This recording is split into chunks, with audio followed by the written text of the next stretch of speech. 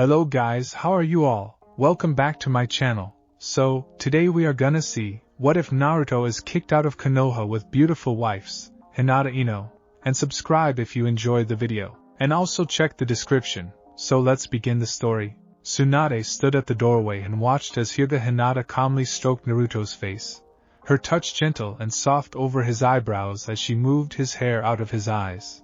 It was the kind of sickeningly sweet moment that made her long for her dead lover's touch, though she was perfectly willing to give it a few more years. She had to make sure Naruto advanced and learned before she could keel over. Tsunadesima, Shizen said quietly from beside her mentor. The ANBU are watching all of the council to make sure they don't attempt anything early. Thank you, Shizen. The two watched the children for a few minutes longer as Hinata sat on Naruto's bed and did nothing more than look at him, taking in his features before Tsunade grabbed Shizen and Sunshine to her office. Hinata-san is going to be so devastated when she learns they banished Naruto-kun, Shizen said quietly, taking a cup of warm sake from the older woman as they both wearily sat at the desk. From what I understand, she's had an intense crush on him for years. Tsunade closed her eyes and shook before suddenly yelling and throwing the cup at the wall where it shattered. Damn it. He's only a damn kid. What the hell kind of business do they have telling me to kick out my own ninja? She roared, falling back into her chair and shaking quietly as her rage was held inside of her. They gave themselves the additional power by sending you documents to sign while you were drunk, Shizen answered quietly. You are the one who gave them the authority. You know as well as I do that they're meant to be purely advisory and that their power shouldn't move beyond civilian matters. But they used your drunken habits against you. Both women were glad that they had not yet gone beyond that point to such an extent as to call for his death, however. Some had tried, but all they could do was ask the Hokage for it, and none of them had been willing to grant such a request up to that point. And the council was worried that another opportunity such as this wouldn't come anytime soon, so took as much as they knew they could get away with. Tsunade slumped in her chair and began to cry quietly. I know, she mourned, crying in a way she hadn't since Naruto saved her life by taking Orochimaru's sword into his belly. It's my fault for not doing the job properly. But the brat is the whole reason I came back, Tsunade yelled, smacking the desk. The only reason I'm doing this is because the Gaki said he believed in me. He made me believe in myself, and look at what I've done. She broke down and began to cry harder. I've failed him. I've failed his dream. I've failed everyone, she finally whispered, thinking about her lost lover, younger brother, Naruto, and the Hokage's past. And now he needs you again, Shizen said calmly, sipping from her sake as Tsunade looked up at her quizzically. Huh? She asked. Rather eloquently, she was sure. He needs you to help him now, Tsunade-sama. If he's going to be banished, then you may as well do what you can to help him. You know his mission files as well as I do. Sarutobi put him on a huge number of political missions, so he's got powerful friends in Wave, Spring and now Suna who would gladly take him in, Shizen answered, her voice beginning to get louder as her own anger at her mentor grew. Everything that was happening was because the woman didn't do her job properly. Naruto has been at the center of completely changing the course of history and the future of 3 different countries. He's allowed them all to become more prosperous and better places just because of who he is. And you could help guide him to one of those places. He would just simply leave here and possibly wander until he found a place to call his new home and try to live. But most likely, the council is waiting to send out Hunter Nin. See what you can do to help him. Don't just sit there and be sorry for yourself until he is forced to leave. Actually helping him. Seeing her mentor flinch, Shizen realized she had gotten into the woman's face and finally sat down, not looking repentant in the least. Naruto had been a wonderful catalyst to get Tsunade to better herself, and had even made her own life happier with his existence in it, and had just about filled the younger brother slot in her life. And Tsunade had fallen back into her old ways long enough to ruin it all. Tsunade opened her mouth to say something before closing it and beginning to truly think. She knew what kind of power she held as Hokage. Right after finding out the council had begun stripping her sole execution of it, she checked and found that they had very slowly been granting themselves the ability to control different portions of the ninja force. Worse, it wasn't all of the council, but just the idiots who held the majority, which were mostly civilians who were on a major power trip. They had yet to actually take anything away from her though. That required far more than they had just by themselves, and they most certainly couldn't do it while she was drunk. It required direct intervention by the daimyo, or her own input, and offering a defense. And she'd be perfectly willing to show her defense with several well-placed punches, cracking skulls and breaking legs. There's no need to defend against what's dead, after all. Well, usually. And then her thoughts drifted to her own comments spoken only moments ago. She was only here for the brat. Even now, she hates Konoha, more so now that they were destroying the one redeeming quality she had found since leaving over a decade earlier. This town kept trying to kill off everyone who she ever cared about. Shizen Tsunade began quietly, not sure how her longtime friend would take this idea. She had been willing to follow Tsunade in the past, but that was at a time when her brother had been killed in battle. While not the same, this was very much similar. Would she agree to do it again? Shizen had missed Konoha so much in the previous decade that Tsunade wasn't sure she would be willing to go through it again. I've got an idea, but I'm not sure if you'll like it. I want to know now that, if you don't, you'll forget I ever brought it up. Intrigued, the brunette nodded once. Why are we here? Tsunade asked, deciding to ease her friend into this. What do we have here that we truly care for? That we wouldn't be willing to give up on Naruto? Shizen considered for a moment, her quick mind making several connections to where her Shursho wanted to go with this. It was almost scary if she was right. Sacrifice for Naruto-kun? Nothing, she confirmed, already deciding she was all for the plan. Why don't we go with him? Tsunade asked quietly, never knowing who could be listening. You said help him, and this is certainly the best way I know how. No hunter ninja would stand a chance with us right there beside him, training him, protecting him and keeping him safe. We can't justify ninjas going out with Konoha on the brink of economic collapse, and we would never know who we could trust. Why don't we go? Protect him? We've got 5 days until Saturday. What can we get from now until then? Shizen asked, hopping on board the Naruto train. No one had really become important to her here except for Naruto, and Tsunade had always been with her wherever she went, and they were the only two she truly cared for. She had begun a relationship with Iruka after learning he was the turning point in Naruto's life and having gotten to know him, but it hadn't worked out. Their very first date had proven that, while they could be great friends, anything more would be impossible. The man was too comfortable and set in his current life where he hoped to settle down soon, while Shizen still thrived for action and adventure, and Tsunade would be lost without her within a week. Sannin or not, the woman's skills and abilities had degraded substantially in her decade-long drunken binge. I've already got plenty of plans. Go bring me Hinata. She's directly involved in a few of them, Tsunade ordered, watching in pride as Shizen left without further hesitation, just as any subordinate should. The girl cared for Naruto? Fine then, by golly, Tsunade would make sure the brat got beamed upside the head with the girl's heart as she had to. The boy deserves love and never got an ounce of it here. It was high time he got stuffed with so much mush and fluff that his great-grandchildren would feel it. The first thing Tsunade realized she had to do was keep Konoha from being able to come after them, so she quickly elevated Uzumaki Naruto and Hyuga Hinata to Chunin, which the former certainly deserved, and then cut off all duties associated with their families. While Naruto didn't officially have a family, Hinata did, and it was better to do it this way than allow the other Hyuga the chance of coming for the girl.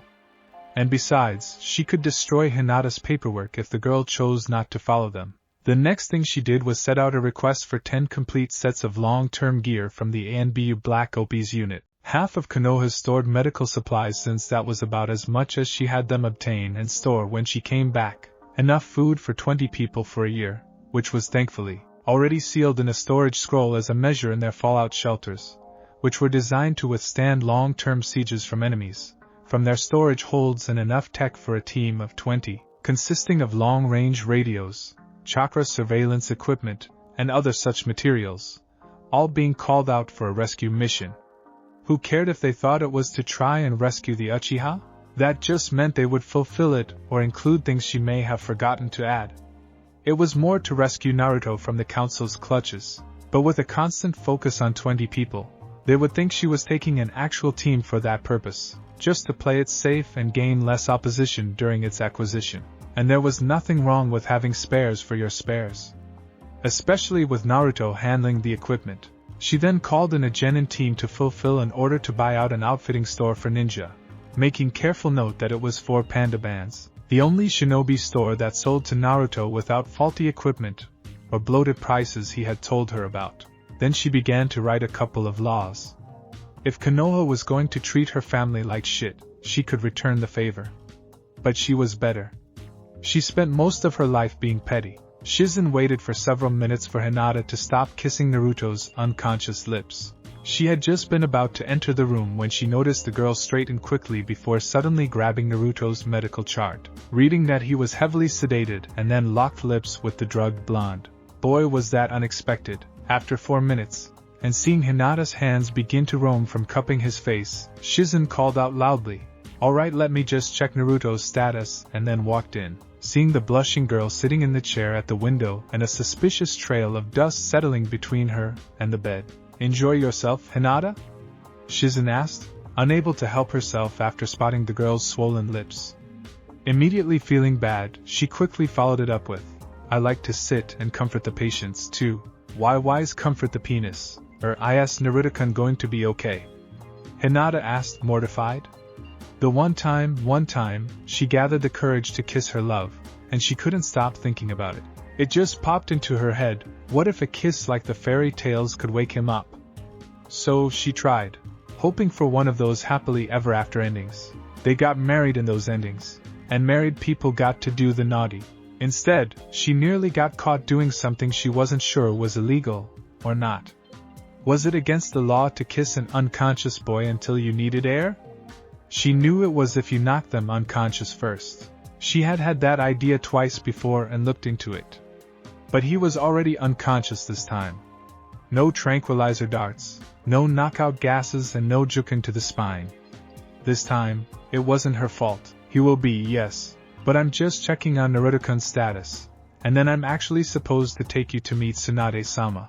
Hinata asked, blushing and wondering if she got caught. Is this because Naruto-kun failed to catch Yukihazen? She knew it couldn't be. She wouldn't be the one Tsunade wanted to talk to, but other than molesting her love, she couldn't think of anything else Tsunade would want with her. Well, nothing she already did. They couldn't read minds, because they weren't Yamanaka. So she had nothing to worry about as to where she had planned on putting them. In part, yes, Shizen said quietly, checking Naruto's wounds and finding that the fox was mending him up with incredible speed. The wound on his chest was the only one that wasn't almost fully healed, it seemed. The fox was getting much faster. The chakra coursing through his body even seemed to overlay over the chakra of her diagnostics jutsu, and then began to do the same technique over the rest of his body as if it was learning. It was a shame Shizen wasn't checking on the chakra, or that would have worried her. Hinata visibly straightened, wondering how she could be of assistance to the Hokage. "I'm ready." Shizen nodded and grasped Hinata firmly by the shoulder, shunshin ing them to the entrance to the Hokage's office. Nodding at the two ANBU guards, Shizen opened the door, watching Tsunade quickly hide a parchment in her lap and look at the newcomers innocently. The Hokage didn't have Naruto's game face, and Shizen had seen her poker faces for years. The Sannin was up to something. Narrowing her eyes, Shizen introduced the girl. "Hyuga Hinata is here to see you, Hokage-sama." Tsunade smiled and quickly motioned for Hinata to sit in the chair in front of her. Without waiting, Tsunade opened Hinata's file and read out loud for the benefit of the girl as Shizen began to activate the silencing seals of the room. "Hyuga Hinata, age 13. According to this, you've got excellent chakra control, but are pretty much average in everything else, though you dabble in medical arts as self-taught. You have no ninjutsu or genjutsu knowledge aside from what the academy teaches, even though your sensei is a genjutsu specialist, and should have taught you some in over half a year, and your weapons and taijutsu are about average as well, excluding the edge the jukin provides in close combat. Sounds about right?" Tsunade asked, getting an embarrassed and disappointed nod. The girl knew her family expected much better from her. "Good. Now I'm going to be blunt as hell, because I've had one really screwed up day and don't want to deal with taking my time trying to be delicate." Savvy? Confused, and looking more than a little shocked at the Hokage's pirate language, Hinata nodded, wondering how much sake the woman had that day, so far. "Good. Now, Because Naruto failed to bring back Sasuke, the village council is preparing to have him banished, she explained, watching as all color drained from the Hyuga maiden's face. Now, here's the kicker. I'm planning on joining him, along with Shizunakan there. It's pretty public knowledge that you have a crush on Naruto, so I'm willing to help you get him and take you on as an apprentice if you come with us. So what about it? Do you want in? Hinata spoke unintelligibly for a few seconds before Tsunade realized she had come on a little strong and tried again. The only reason I came to this village was because the Gaki made me believe in it, Tsunade explained quietly and warmly, showing the girls she was being honest and sincere. Now, they want to get rid of him. Well, I'm not going to sit and take it. He means more to me than this dump. I'm willing to promote you to Chunin so you can be taken from your team and take you on as an apprentice. You'll learn all of my techniques and then some. It means leaving your village, your family and your friends. But I can make sure we're not labeled as missing nin or traitors and will be well provided for. What do you say? Hinata took only a second to nod, knowing she would lose her family and team. But really, she didn't feel very close to her family. They all hated the branch family for being a main member, and the main branch for not being the best. That happened when a handful of people had an obey or die seal on the foreheads of the branch members, and she knew some of the men from the main branch used it on the women of the branch side for their own perversions, knowing there was nothing they could do, if they knew they could get away with it, and Hyuga babies had to come from somewhere. Many of the main branch felt the cadet branch should be honored to be given the more noble seed of the ruling branch. That was one of the reasons she wanted to abolish the caged bird seal. It was also one reason she worried so much for her sister, and knew she was consigning herself to such a fate by letting Hanabi take her place as heiress of the Hyuga clan. She would miss her team, but was willing to leave with Naruto-kun. It meant too much not to. If it means making sure Naruto-kun is okay, I'd be happy to accept. Tsunade smiled. That girl now needs to stop immediately as Ino, Shikamaru and Shino entered the room. Can I help you three? Tsunade asked, piercing Shizen with a glare for letting them be interrupted. You needed an emergency team of genin for a mission, Shikamaru explained, and I needed something to keep my mind off of things. Ino trailed along and Shino was feeling pretty useless sitting in the hospital and offered to join me when I was told to find 2 people and report to you since we were in the same room.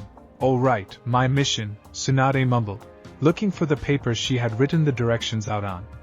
There's the little bugger, she cried out triumphantly, holding up a wad of what looked like garbage. Take this to Panda Bands and tell the clerk to seal everything he's got into scrolls, 1 for each weapon and 1 for literally everything he's got, clothes, weapons, explosive notes and all. I even want the shelves everything comes on. Tell him to charge the Hokage's account, do you understand me? Bug-eyed, Ino and Shikamaru nodded as Shino looked between the Hokage, Hinata and back again, his mind calculating possibilities. Hokage-sama, we can't seal, Ino warned, looking at the wadded-up paper in surprise still. That's why I told you to have the clerk do it. Now be back as soon as possible. Quickly, all 3 genin left. They could hear Ino questioning the mission almost immediately. Now that they're gone, Tsunade continued, looking at Hinata. We're leaving on Friday, so we've got 4 days. I need you to think of anything you may want or need to bring. I'm taking care of shinobi equipment and medical supplies, but I want you to pack any clothes you have without the Hyuga emblem, any mementos, copy or steal any jutsu scrolls you've got at your estate, and anything you can think of to bring in that we may forget. We're taking care of food, weapons, mission gear and the majority of the jutsu you will be learning. Do you think you can do this? Tsunade asked. The Hokage wasn't too worried about the girl's father stopping her. He had not been one of the ones who were a part of the council's manipulations. Granted, that would most likely be attributed to the fact that doing so would only have taken more power from him, so the majority of the council, which were civilians, didn't call in any of the shinobi families. Tsunade would have to see about making sure they couldn't pass laws without the full council present. It had been something that Konoha was hoping to do that kept them from having such a horrible history, as many other villages having a civilian council was supposed to allow them the chance to bring up matters that meant something to the people and get them handled, while still being a village run by, and taking orders from, their Hokage. The entirety of the village was purely a military structure, and all militaries had their leader. The council was made up of both civilians and heads of the ninja clans, however, to ensure that some form of decorum and stability was held up and to ensure that they didn't focus on civilians more than the ninja clans, who were much like civilians themselves while not actually on any missions. Ninja were people too. Tools, yes, but people as well. But the council was headed by a few retired ninja who lived well beyond their prime in the field and hated feeling useless, deciding they didn't have enough power any longer. So, they worked with the civilians, slowly and privately, until Tsunade came along and they had the perfect patsy to allow them to slip new laws into place that granted them more power. And when Tsunade could barely see straight because of her hangover, they slipped in small and minor things, granting themselves that power, authorized by a hazy Hokage. Moving as slowly as they dared and in very small increments, they worked their way up until they could grant or take away anyone's ninja status under Konoha's authority, send out hunter-nin to find and kill any missing ninja and assign ninja to tasks of their own design that didn't take away from their duties to the village under the Hokage or circumvent the Hokage's orders, though they still couldn't go against the Hokage's own orders in any way. But she couldn't go against theirs as long as they followed their own rules. The magic of writing such laws was all in the wording and emphasizing some things while playing down others, a game politicians have been playing for as long as there was a structured government. The last of their abilities was to appease the civilians and make them believe they were gaining some form of control over the ninja. But in fact, it was so Danzo could recreate his militia group of ANBU, called Root, which were codenamed Na. They were ANBU that were next to be brainwashed into being fanatically loyal to the deformed ex-ninja, and had originally been forced to disband when Sarutobi, the third Hokage, had taken office. Now, he could bring them back, and there was nothing anyone could do to stop him. By using various civilians and training them up himself, they had no allegiances to Konoha or the Hokage, which meant their sole leader was himself, which made them exempt from the majority of their own limitations. Let the civilians have their petty issues get taken care of. Danzo had his own army, and it was growing. Hinata nodded, thinking about Naruto's need for chakra control more than anything, but debating with herself if the Hyuga's stolen archive of goodies could help him as well. With eyes that could see through anything, no one could keep scrolls secret except for some of the more paranoid defenders. Even the Uchiha were prey to the Hyuga eyes. You can't defend against what you can't see. I can gather plenty of materials, Tsunade-sama. Will we meet before Friday? And where do we meet that day? Hinata asked, finding herself looking forward to this new experience. Not only would she be with her Naruto-kun, but she was going to be apprenticed to Tsunade. We'll meet every day, actually, and we're going to meet here Thursday night, now that I think about it, Tsunade said, deciding to use the cover of night 2 days early to get farther without being seen, just to be sure.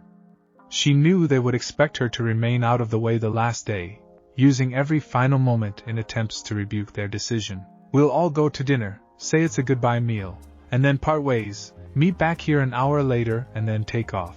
Shizen had been playing scenarios in her mind and decided to interject while the conversation paused slightly. Hinata, you may also want to gather any and all Hyuga-based technique scrolls you can get your hands on. Possibly copy them so no one knows they're missing. You won't have the chance to learn from another Hyuga anytime soon, and we don't want your unique abilities to stagnate or be lost. Good idea, Tsunade mumbled, deciding that it really would be a problem for everyone. Then, another concept came to mind. Namely, techniques to teach Naruto that weren't purely medical. His chakra control wouldn't be good enough to handle those techniques for some time. Also, there was the situation with the Kyuubi. Would that affect her decision? Hinata, there's a secret about Naruto that you need to know before you commit to joining our group, Tsunade warned, sighing. Naruto really should be the one to tell you this. But we have neither the time to wait, nor for you to change your mind later because of it. You see, when Naruto was born, he was chosen to carry a unique burden. I already know about the Kyuubi, Hinata whispered, catching both women in shock. All Hyuga who leave the estate grounds know about it. My father told me about it when I joined Naruto-kun's class. He warned me never to tell anyone because it would be considered treason because of a law that was in place, and that I would die. But he had to, because I would have questioned why there was red chakra in his circulatory system. Tsunade's initial anger abated as the rationale was explained, but she still didn't like it. Wait, and you still like the brat? she asked, wondering if this meant that Hyuga Niji knew about it also. From what she had heard, the boy seemed surprised when Naruto used the power during the Chunin exams against him. And Naruto-kun is Naruto-kun, Hinata whispered quietly, sending the older woman a slightly scathing look for doubting her. I have watched him for a very long time. He is not mean or evil, Tsunade decided there, and then she was going to make sure those two ended up together. Even if she had to go to extremes to make it happen. And she planned to. It never hurts to be sure. Great, let's go talk to the brat. He's going to need all the friends he can get. Tsunade would admit she was upset over the whole thing, but honestly saw this as an excellent opportunity for Naruto. He could leave the village and grow in an environment where he wasn't shunned and loathed because people knew who he was and what he carried. She was already thinking up a speech to give him about how this was more of a blessing in disguise. She wasn't sure if he would believe it, but there was hoping. He was pretty dense, after all. And she planned on working the two hard enough to get together that he wouldn't have time to feel sorry for himself. Tsunade, Shizen and Hinata huddled around Naruto's bed while the white-eyed girl kept an eye out with her Byakugan to make sure they wouldn't be disturbed as Tsunade removed the sedatives from Naruto's body, just as if it were poison, causing the boy to groan. When Sasuke team stopped being a yaoi fanboy, he mumbled as he swiped invisible hands from his crotch, much to the older woman's amusement and the younger girl's dismay. The Uchiha had tried to snag her Naruto-kun, murder. A tiny Hinata screamed inside of her own head, a cute pixie nose scrunching as she scowled. Wake up, Naruto, Tsunade said, shaking Naruto's shoulder. The boy roused slowly, and not a bit grumpily. Bachan? Bring me ramen? He mumbled, yawning. Tsunade rolled her eyes before suddenly throwing her hands up in the air and leaning down to put her face mere inches from his own and screamed, scaring the boy badly enough to make him and the other two girls scream in fright. Now that I've got your attention, we need to talk. But first, Hinata-kun, here, is going to tell you a secret.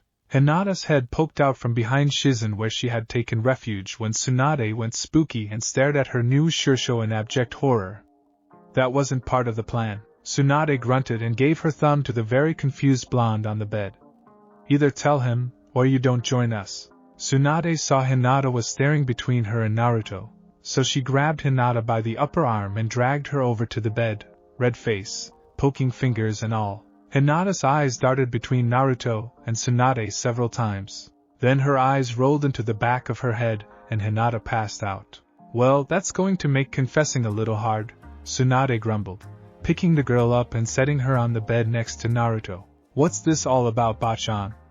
Naruto asked, looking over his body and seeing that he was nearly fully healed. His chest was tight and ached, but the hole was already closed.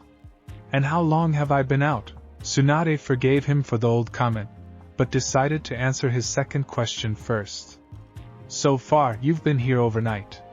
Kakashi brought you in after he found you at the Valley of the End. Kakashi-sensei? Naruto asked in shock. It was rather surprising, really. The man had given him a fruit basket once, but other than that, he hadn't really ever done anything for Naruto. The blonde-haired youth would have honestly expected him to have gone after Sasuke and tried to catch him. It was obvious they were in a huge battle and the boy would be moving slowly. Wait, how did he even find us? I thought he was out of Konoha on missions. And how did I heal that overnight? It took days the last time I had a hole in my chest. He was on his way back and felt your chakra signatures and knew you were fighting after the gate guards explained the situation when he arrived, she told him, making a point to ignore that he admitted to having a hole in his chest before.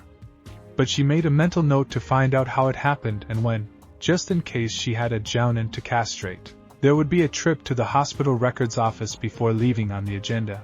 Oh, Naruto said simply. Anyway, we're here to talk about some pretty serious stuff, Naruto, Tsunade said warmly, sitting on a chair at the edge of the bed.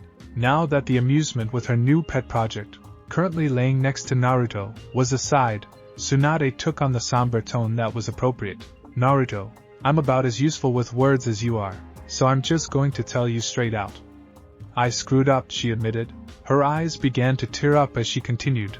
I didn't take the job seriously and now the council gave themselves more power because of me and they're banishing you from Konoha. Naruto's face paled and he suddenly felt a horrible stabbing pain in his chest that had nothing to do with his wounds. They're kicking me out? I know they always hated me. But he trailed off as tears began to fall from his eyes. Tsunade enveloped him into a hug, cuddling his head to her shoulder. I know it hurts, but Shizen, Hinata and I are coming with you. We're not letting them kick out. The only reason we came back and the situation is beneficial for Hinata as well, Tsunade said, not mentioning how it was going to help the girl. He didn't need to know about slavery, harassment, seals and her crappy family life for now. She'd make sure Hinata confessed though. That would help him a little, she was sure. What?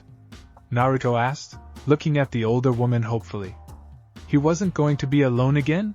Naruto-kun, Shizen said from the side, coming closer and touching his face tenderly, we love you. You mean more to us, all of us, than Konoha. A village is nothing but the people who live within its boundaries. We came to care for you and came here to help you.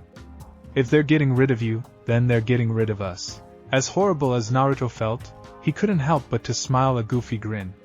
It was very comforting to know that at least someone cared for him. It actually made it worth the pain he was feeling. Well, perhaps not, but it put it in an odd sort of equilibrium, making him feel somewhat detached from the experience of leaving the village he grew up in and unwillingly focusing solely on the people that cared enough to leave with him. Then the warm body of Hinata glomped to his side and stayed firmly attached like a cuddly teddy bear, making Naruto wonder why she was coming. Tsunade and Shizen he could understand, but the Hyuga heiress? What's Hinata-kun doing going with us? She has a family, and she'd be giving that up, he finished quietly. Tsunade frowned, looking at the happy expression on the sleepy Hyuga.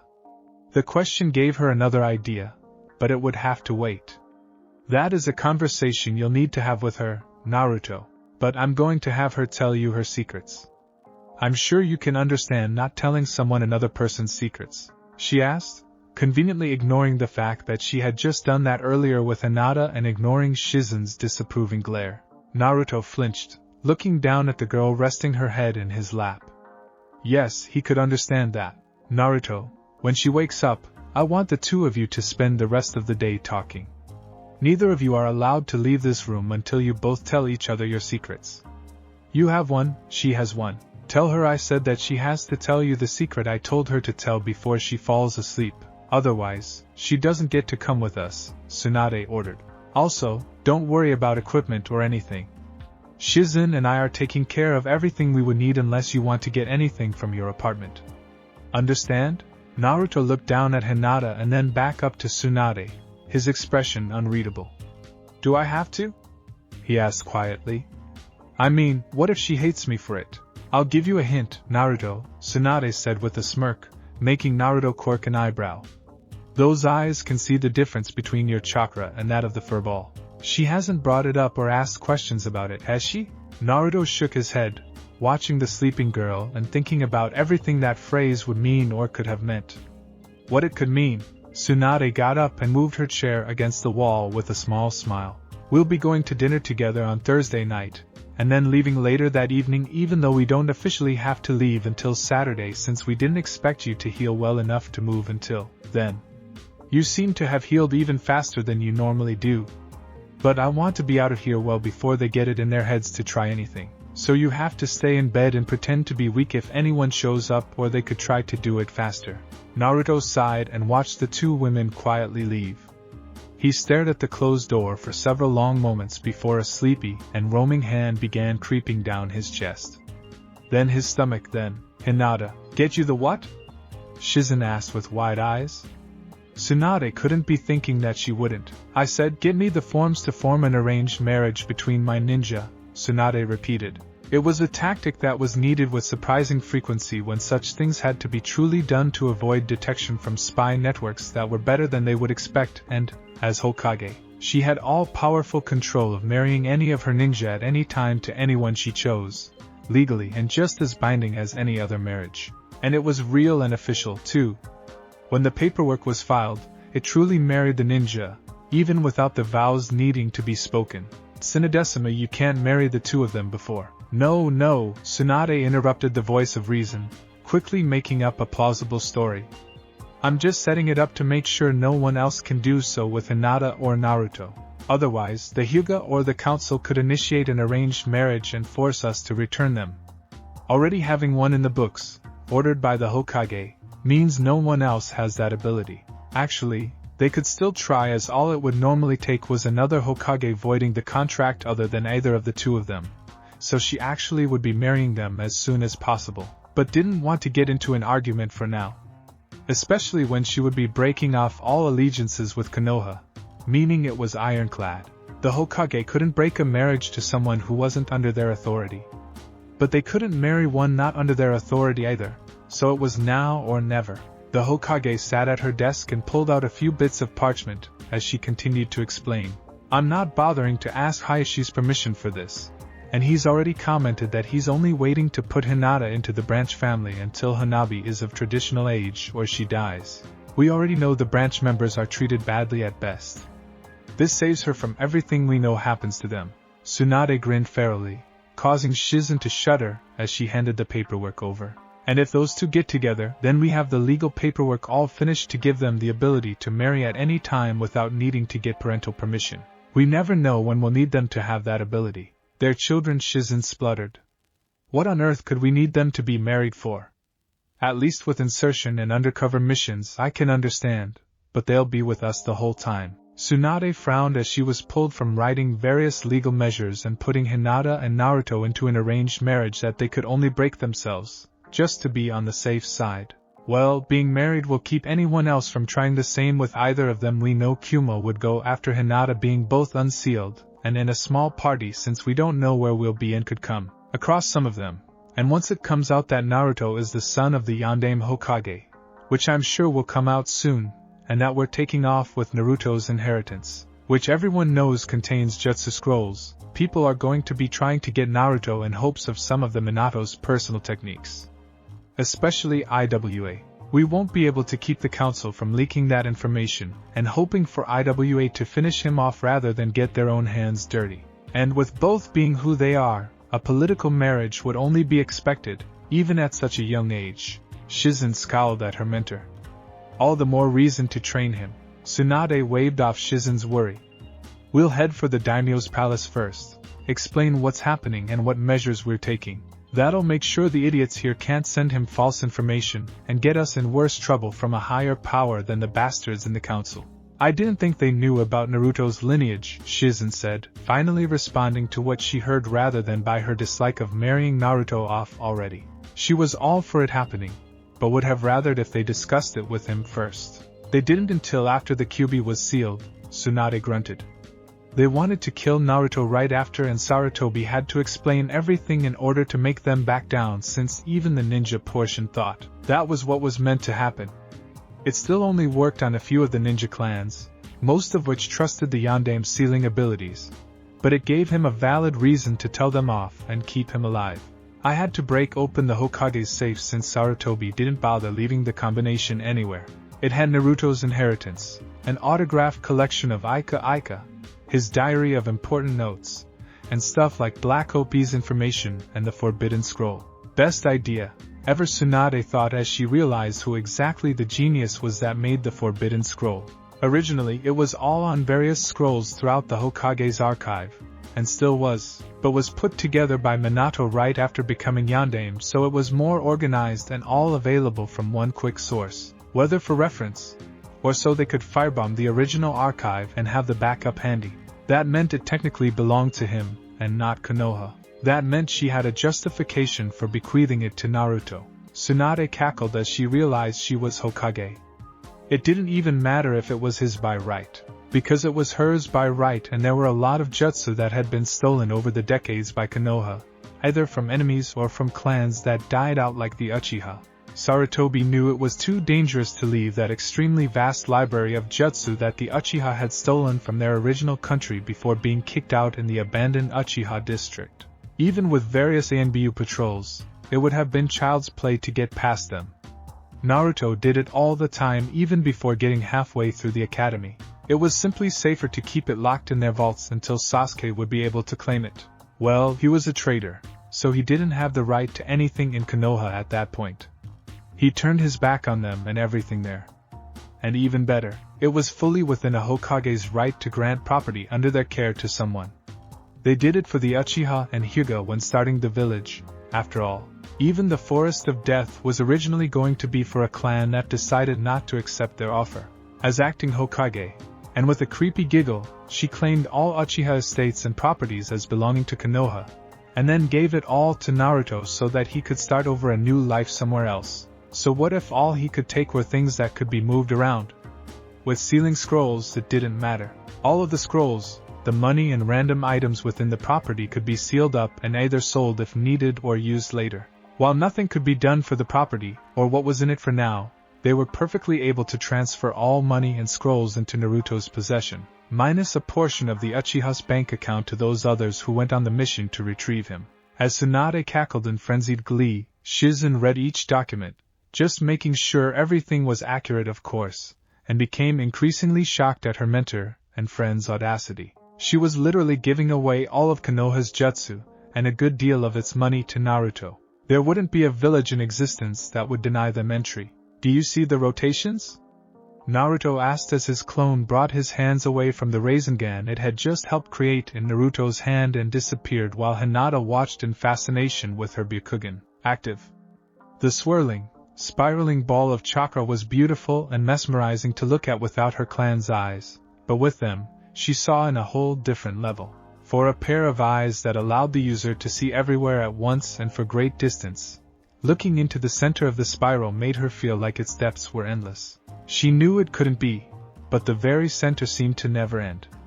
It was like something was there that made the center go somewhere else.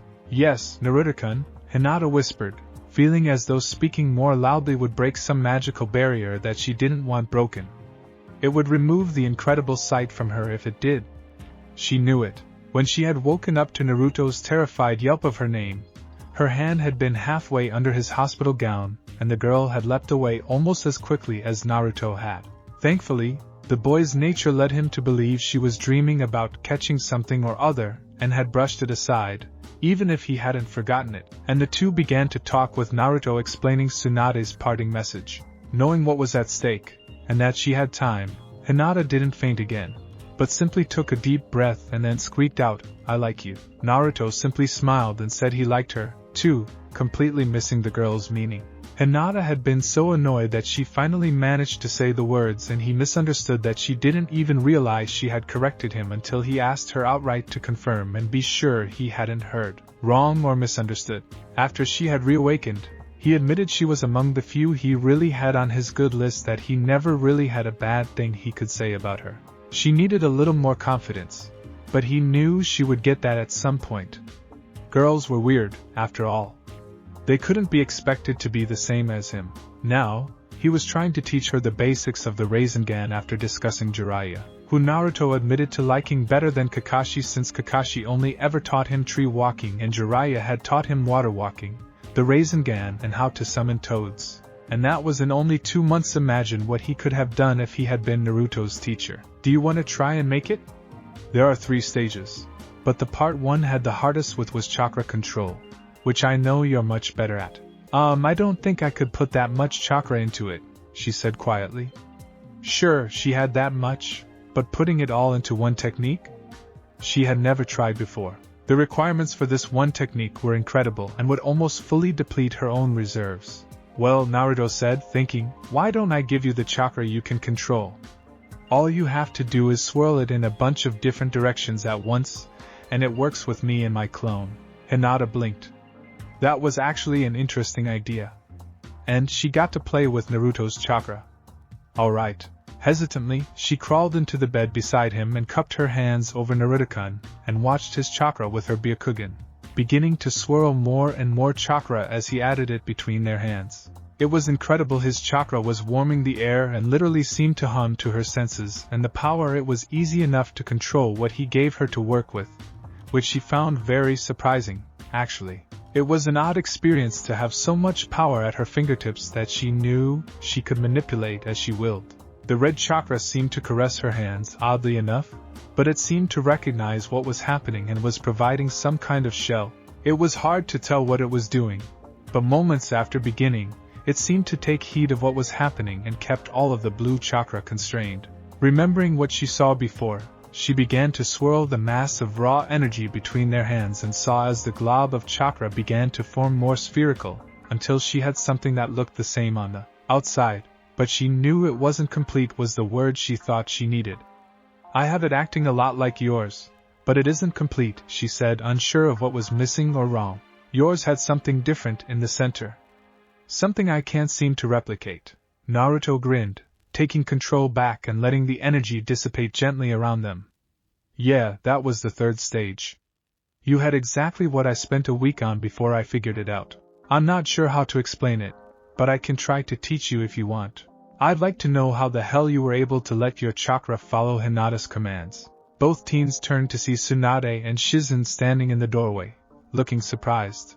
Hey Abachan, Naruto waved as Hinata blushed and got off of his bed to sit on the chair again where no one could accuse her of anything.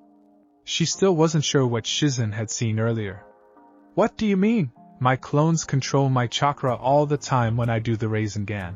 The two older women entered the room and closed the door behind them as Tsunade took the chair on the other side of the bed from Hinata while Shizen was juggling various scrolls and reading the newest measures, through to ensure everything was properly worded so as not to come back to bite them on their well-trained butts.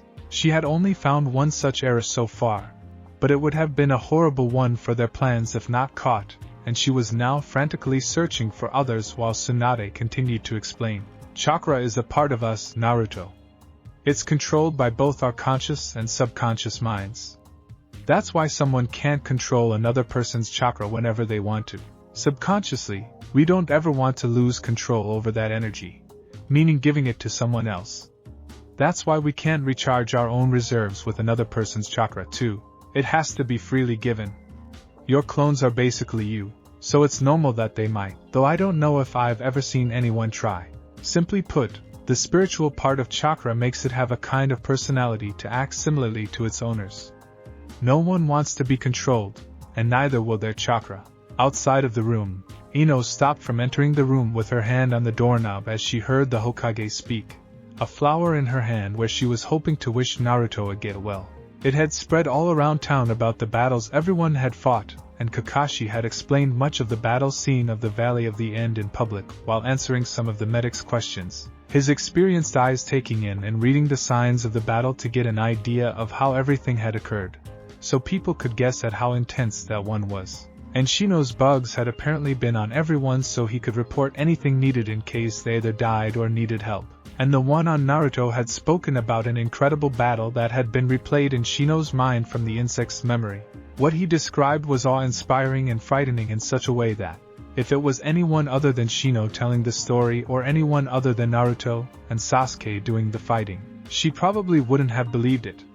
But the Aburame were not the type to be known for lying, and those two boys were the only ones who seemed to have such incredible histories already. And it was well known that the Aburame planted such bugs on their party members for a number of reasons. Especially in search and retrieval where they may have to find a wayward member of the team. So, she had been there as much for verification, hoping Naruto would let her peek into his memories to watch from his perspective as much to wish him good health. He was one of them, after all. Naruto looked at Tsunade like she was crazy and then to Hinata before going back to Tsunade. I don't mind if I give Hinata-chan my chakra. She was only making the rotations of the Rasengan. I just push the energy out like I do with my clones and let her move it about. Tsunade was about to continue to argue before shaking her head, deciding it wasn't worth it, and she would have plenty of time to work on it later. It wasn't that it was impossible, she knew, but that it was a matter of trust. That's why clones could do it. They simply were their creators. Nothing to fear there. She was surprised because Hinata was able to control his chakra. If Naruto was that blindly trusting, she would have to make sure to work it out of him. And odder than anything else, she had never worked with the Kyuubi's chakra, so that should have fought her tooth and nail for control. Naruto could do it because he's done it his entire life. Well, regardless, we're just coming by to make sure the two of you have talked, Tsunade said, looking at Hinata's blushing face, who nodded, and Naruto's pale one, which began looking for an escape route. She took that as a no. You need to tell her, Naruto. If you don't, She'll stay here and the council is most likely going to tell everyone anyway. And you know they'll put it in a bad light just for backing from the people to support their decision. He didn't actually, but she wasn't aware of just how little Sarutobi had hidden from the attempts to have him killed in the past. Naruto looked at Tsunade and Shizen for several long moments before gazing back at Hinata. He had enjoyed the last few hours, but knew it was going to come to an end now. And she liked him, too. Liked him, that is. While the idea scared him a little, he found himself also hoping to try and explore that concept, which had been severely lacking in his life.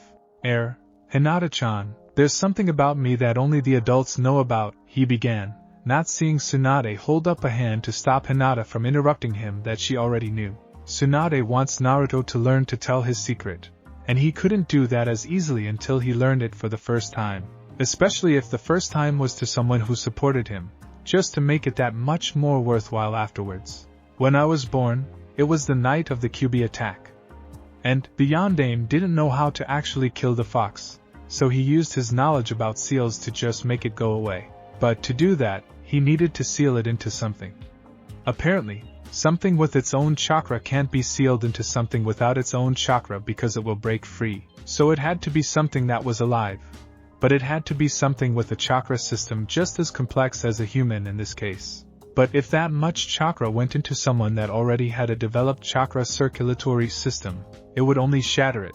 So it had to be a baby without a chakra system of its own already. The younger, the better. Since I was just born, he actually sealed it into me.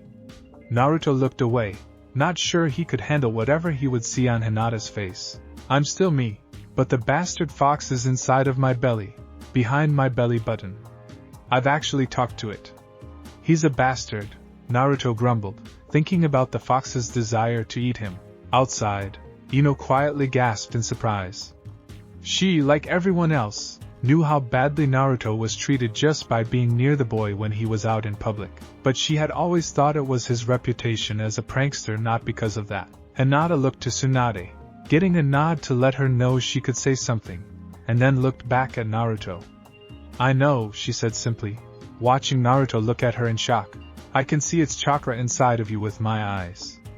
My father told me about it long ago so I wouldn't ask questions about it, and bring it up in class because of a law that exists where anyone who talks about the Kyuubi openly or to anyone who doesn't know is to be charged with treason and killed. I've seen you grow, Naruto-kun. You aren't mean or evil. She trailed off, blushing brightly before she admitted to more than she wanted to. You are kind and generous, always giving of yourself. You always try to help and you never give up. You protect this village with everything you have, even stopping Garo when the demon sealed within him takes over. I can see all of that, and I've seen you. I know you are not a demon. I can see you are you. Those eyes were great for spying. Or stalking. Or peeping. She preferred everything that went under the first category, though. Still outside, Ino slowly withdrew her hand from the knob of the door and swallowed. Hinata was right, of course.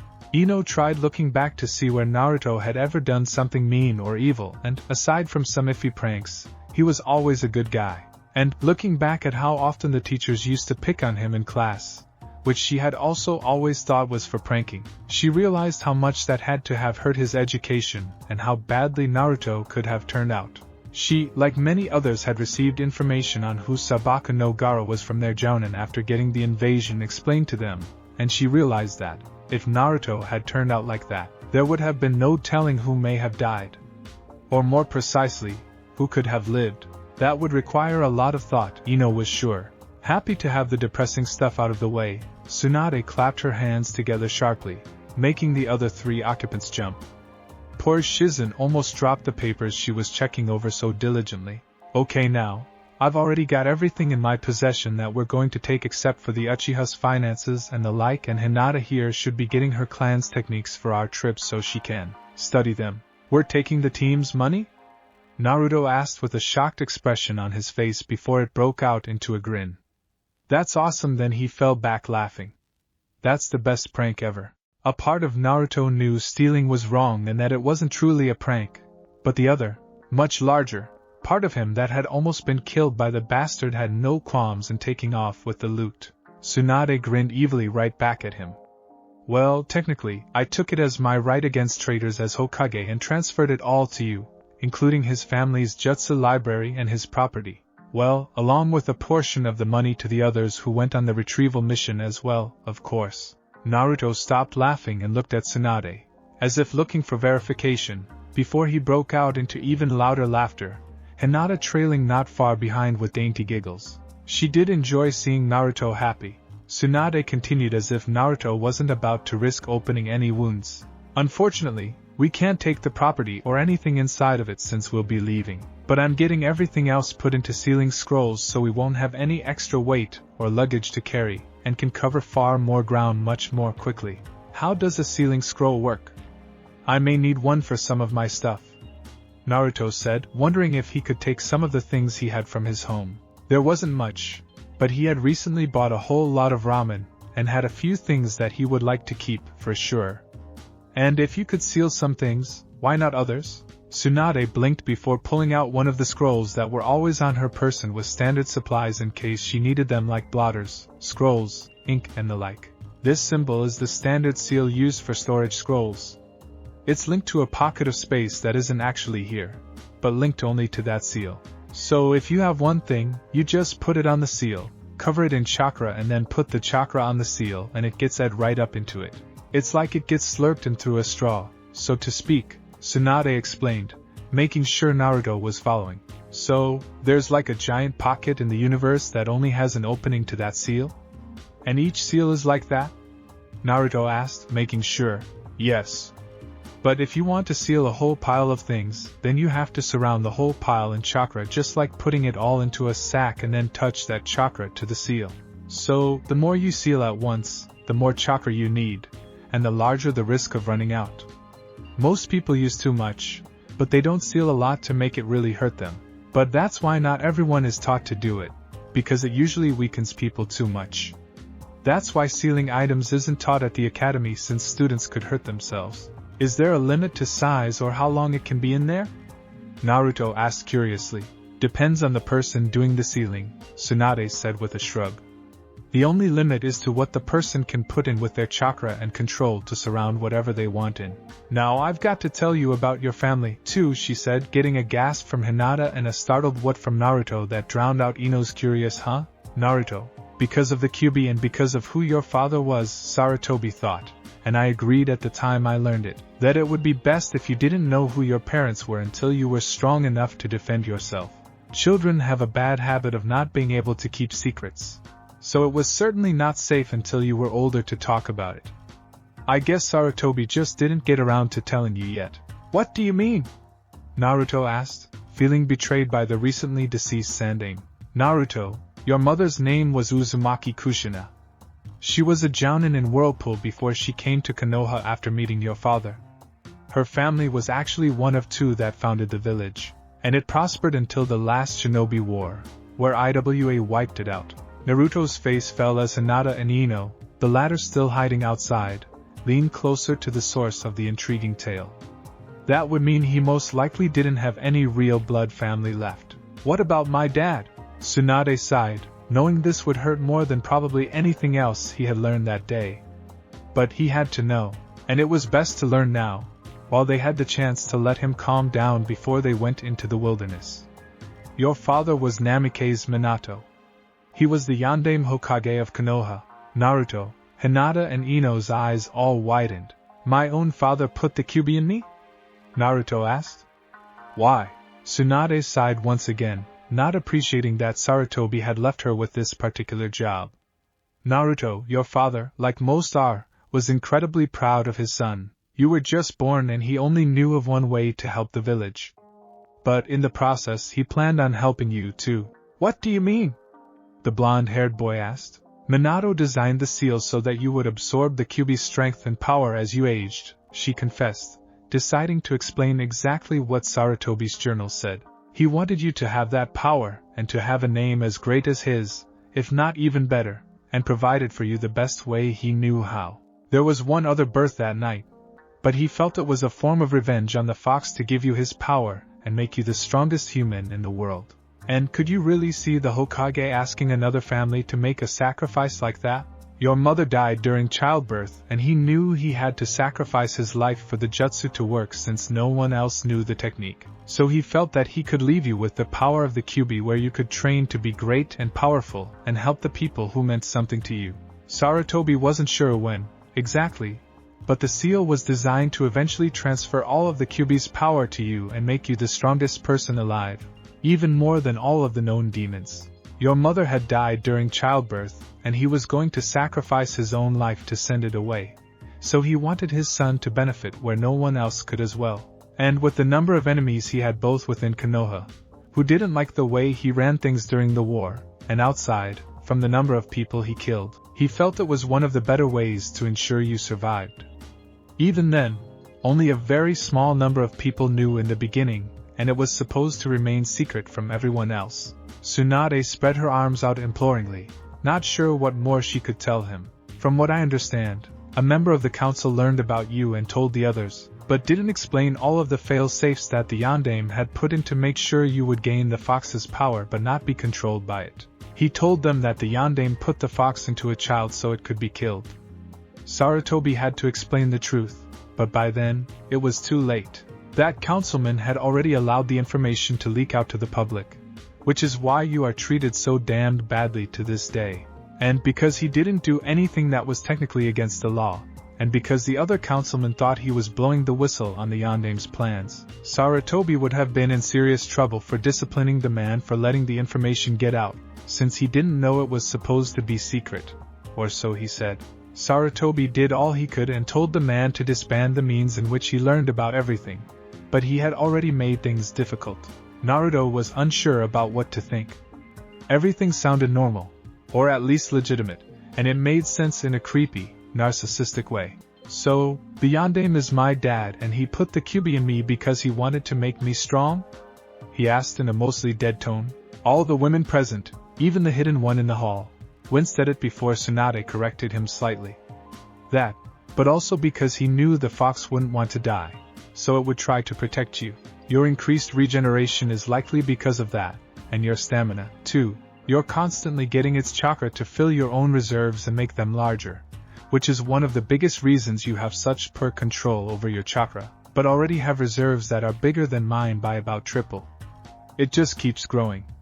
We'll be taking care of that once we hit the road and get out of this dump of a village Thursday night. The council's banishment order on you doesn't take effect until Saturday. But I'm still worried they may try to send Hunter Nin, so I'm wanting to leave early like I mentioned earlier. Naruto nodded sullenly. If you guys don't mind, I think I'd like to get some sleep. Alright, but remember that we're leaving Thursday night to make sure those bastards in the council don't try to kill you before giving you the chance to get out of here. So I need you to stay in the hospital and not leave until then. Even act like you're still wounded. Myself and Shizen are the only ones allowed to check up on you, so no one should know how quickly you're healing for now. Understand? Naruto nodded and the group of girls got up as Ino quickly left, having more than just a little to think about. We understand, Naruto-kun. Rest and we'll make sure Ayamesan brings you plenty of ramen, Hinata said, not feeling brave enough to risk giving him a hug or anything else similar. Sure, she had molested him while he was unconscious and while she was unconscious, but now he knew she liked him. He didn't hate her for it, but he didn't accept her, either. At least not yet. Naruto tried to smile, but it came out a little sickly before he rolled over and wrapped himself in the blanket. Well, there's certainly nothing keeping me from believing Shino's story now, Ino thought, walking away from the hospital. The things she had just learned threw her entire universe out of whack. Naruto was treated like a leper because of something his dad did to him. The same dad who was the Yondaime of Konoha. And all of the bad things she had ever heard about him were likely because of that. But, at the same time, Naruto was a good person. She knew it, and even Hinata said as much. He had never done anything to deliberately hurt anyone. He was actually always trying to make people smile and be happy. Sure, he pranked people without mercy, but looking back on it, it was either harmless, or the people who got the not-so-harmless pranks were people who were mean to him. Granted, she could understand them being mean after such a prank, but she had the thought that it wasn't usually the case. Only adults ever got the bad pranks. Spotting a shock of pink, Ino trailed it and caught up to Sakura, Naruto's teammate. walking along aimlessly. "Hey Sakura." The girl in question turned and saw Ino and smiled sadly. "Hey Ino. What are you doing here?" she asked quietly, feeling extremely melancholy. "I was on my way up to see Naruto," Ino confessed. "I was making rounds and visiting everyone who went on the retrieval mission to tell them to get well soon and found Naruto's room last and—" "I hate Naruto," Sakura interrupted quietly, a single tear trailing down her cheek as she looked down, letting her pink hair shadow her eyes. "Huh? What, why?" Ino asked, confused. "Naruto promised he'd bring back Sasuke-kun and he didn't," Sakura said. "He lied to me. He's always been worthless. But he's never broken a promise before, and then he broke the one he made to me." Sakura looked up and Ino saw the girl's eyes were puffy and red. "I hate him. I really do," she said firmly. In truth, she knew Naruto was a good person and had many good qualities. But she was absolutely miserable, trying to figure out why Sasuke had left her, and then she finally put her hopes into Naruto, honestly believing he could really help, and he had let her down. She knew she was mainly speaking in anger at the moment, but didn't really care. She would feel better soon and feel up to visiting Naruto then, but for now, she just wanted him to be away from wherever she was. It hurt too much. It was strange how much Naruto failing her hurt more than Sasuke leaving her that morning. Ino knew how Sakura was feeling at that point, even without having to use her clan's techniques. But instinctively knew that, as badly as she needed to talk about what she had overheard, Sakura was a bad person to choose for now. She wasn't sure about the QB information, but she remembered what Hinata said about treason and execution, and she was pretty sure Sakura would do something regrettable. "I understand," she told Sakura, deciding she could see if her father or mother knew anything about it. They were adults, just like everyone else, and were safe to talk to. "Maybe go to the hot springs and relax. It always helps me feel better, even when everything else goes bad. But I have to get home, so I'll see you later." With that, Ino made a direct line to her home, hoping her father was back. Her team's fathers had all been out on missions, but had raced home after completing them early so they could help their sons. Chuji wouldn't have lived if his father hadn't been there fast enough with Shikamaru's father to help create the antidote to their family's unique soldier pills. And Chuji still complained about not being able to regain his weight, even though he was eating worse than ever. It still threw Ino off. Tsunade smiled as she finished double-checking she had authorized Naruto and Hinata as Chunin and freed them, along with herself and Shizune, of all obligations to Konoha as ninja members of their clans, and just allowed them to keep their ninja status and ranks. Everything she had the impromptu team of Shikamaru, Ino and Shino get 2 days before was now in a scroll on the edge of her desk, along with the Forbidden Scroll, all of the equipment from the ANBU's supplies and the food rations for emergencies, while the medical supplies were all in another scroll for safety and ease of access. And with Naruto around, she could unseal what she needed without unsealing all the other stuff, too. She was sure she'd need it. Hinata had arrived earlier for their daily meetings and had given her every scroll she had access to from the Hyuga archives and had apparently broken protocol to access the restricted area and borrowed the advanced technique and taijutsu scrolls overnight, long enough to copy them, although without the elegant framework and artistry, and had replaced them early in the morning before most others had awakened, though she couldn't get anything from the head's private library. The girl was surprisingly efficient, and had an odd knack for stealth, though it could also have been the fact that, once she was done with her family scrolls, she spent all of her time with Naruto. Tsunade had to admit that she was thankful to the little Hyuga for that. The boy had been like a zombie when she went back to check his healing progress. He tried to show emotion, but it was easy to tell he was as miserable as it was possible to get. It was depressing, to be honest, but Hinata had been able to pull him out a little each time they met, and by the middle of the day, they were talking about all sorts of things and he was fine until he was left alone again. She had even explained the types of things that happened to the branch side of the Hyuga family, and why she was pleased to leave because of it. Naruto had almost gone feral at the knowledge, but the Hyuga maiden calmed him and Tsunade was pleased while she was eavesdropping. The girl was growing quickly in confidence while around Naruto. Well, perhaps it was best to say she was nearly over her stuttering and fainting while around Naruto, as long as he didn't make any possibly suggestive comments. Hinata was still extremely shy and seemed to always have a blush on her face, along with a minor nosebleed, but loved spending time with him and actually talking to him, and was at her happiest when he was unconscious. It didn't take long to realize that the girl had roaming hands and that urge to explore unknown territory that made Jiraiya so infamous. The difference was that she was very reserved and didn't go anywhere naughty unless she was unconscious herself. Jiraiya was just bloody. Sinodecima. Shizen interrupted the Hokage's mental checklist that had gotten a little off track. Jiraiya-sama is here as you requested. Speak of the Red Devil, Tsunade thought as she nodded, pleased to see that Shizen kept to her word and allowed no one entry into her office without her approval. Had that genin team heard the wrong information, there would be no telling what may have happened, especially with Ino being well known to thrive on gossip and juicy news. Go ahead and send him in. Seconds later, Jiraiya entered the room and sat in the chair across from the desk with a large pout. You made me wait in the waiting room? He asked incredulously. Those tiny chairs are uncomfortable as hell. Tsunade ignored his protests and got straight to the point.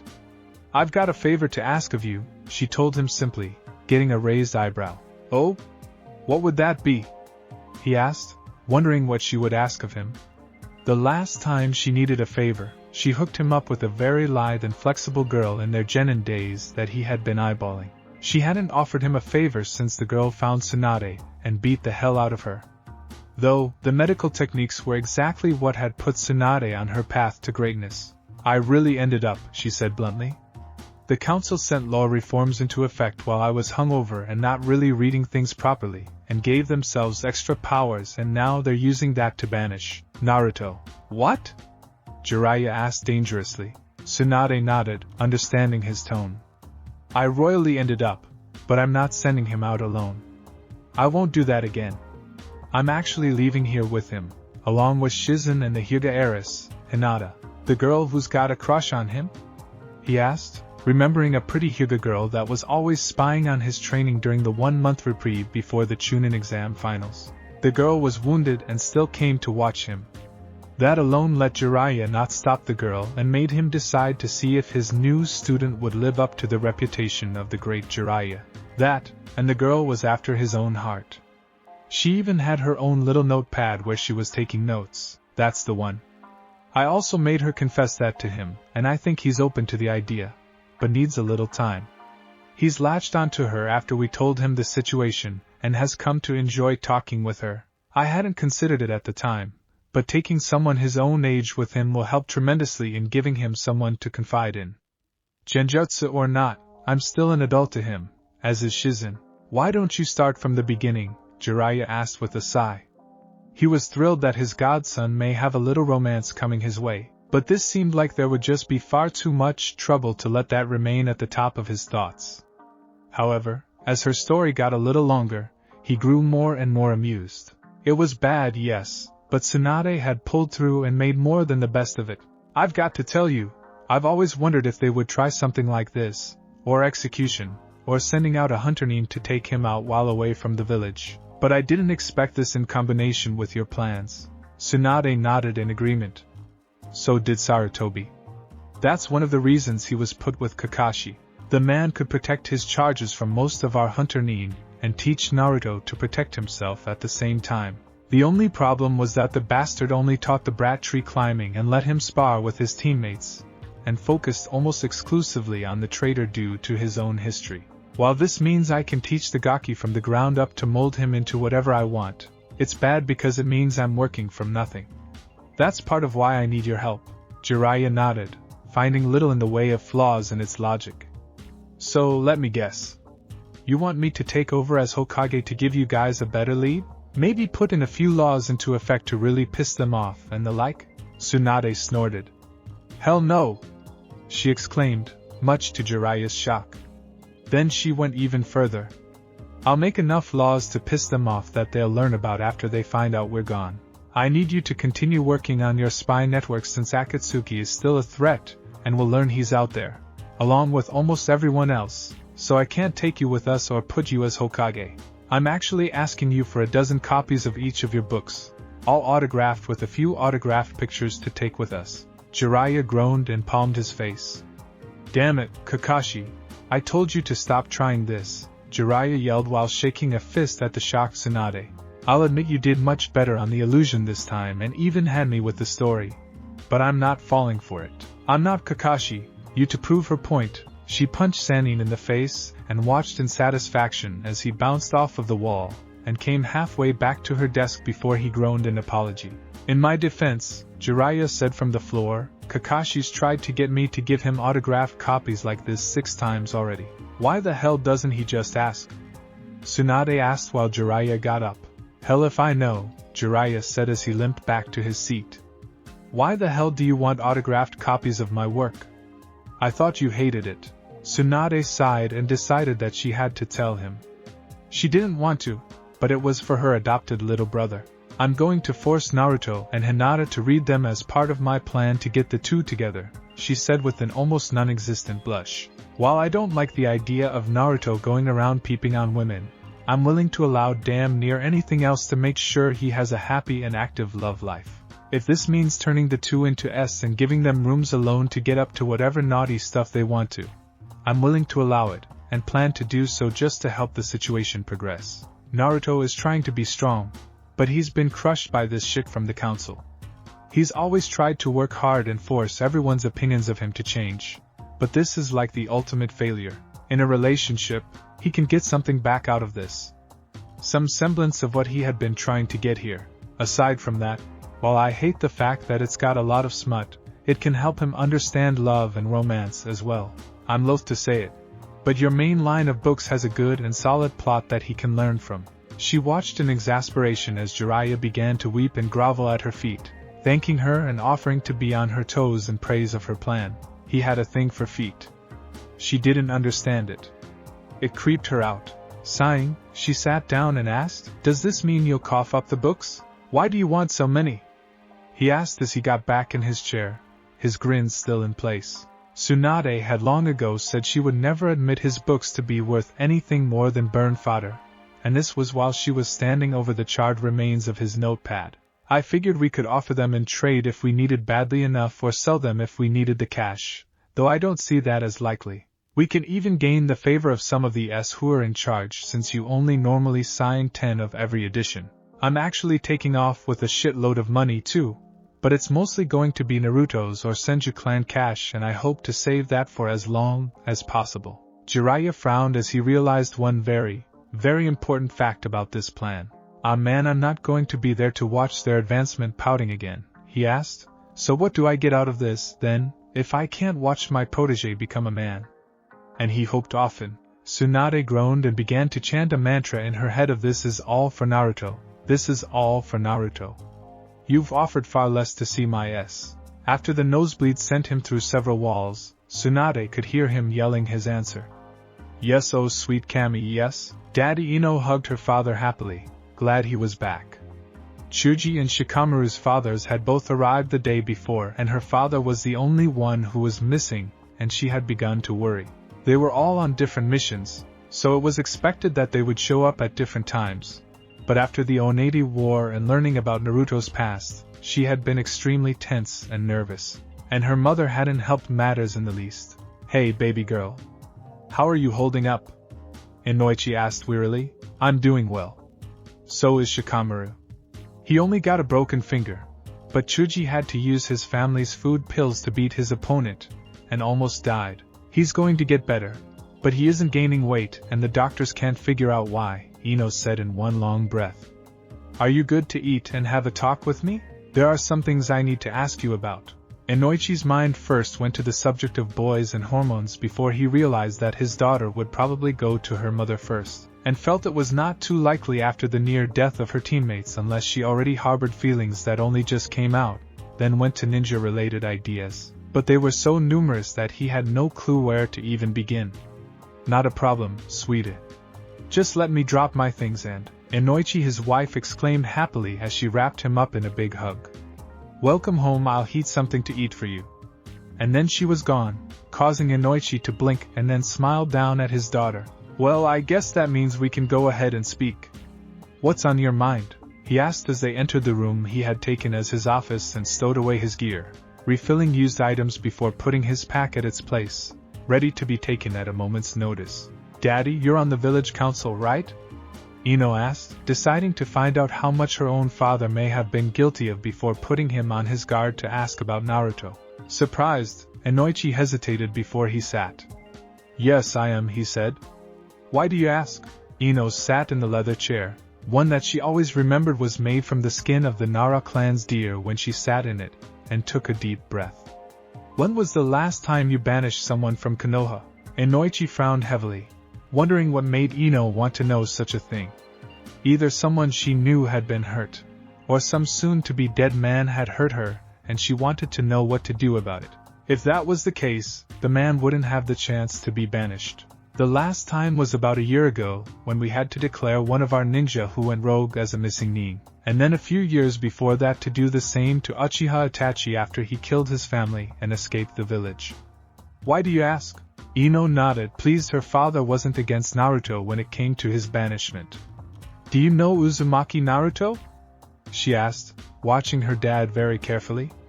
The man was far from an idiot. He helped with torture and interrogation, and that required a strong mind and the intelligence to glean as much as you can from the smallest of scraps and find connections that should be almost impossible to find. His little girl asking about banishment, and then Uzumaki Naruto was far from an impossible connection. Nervously, and wondering where she was going with this, Inoichi nodded. "I do, yes." "Why?" 2 days ago, I found out that the council banished Naruto, and I have a pretty good idea why," she admitted.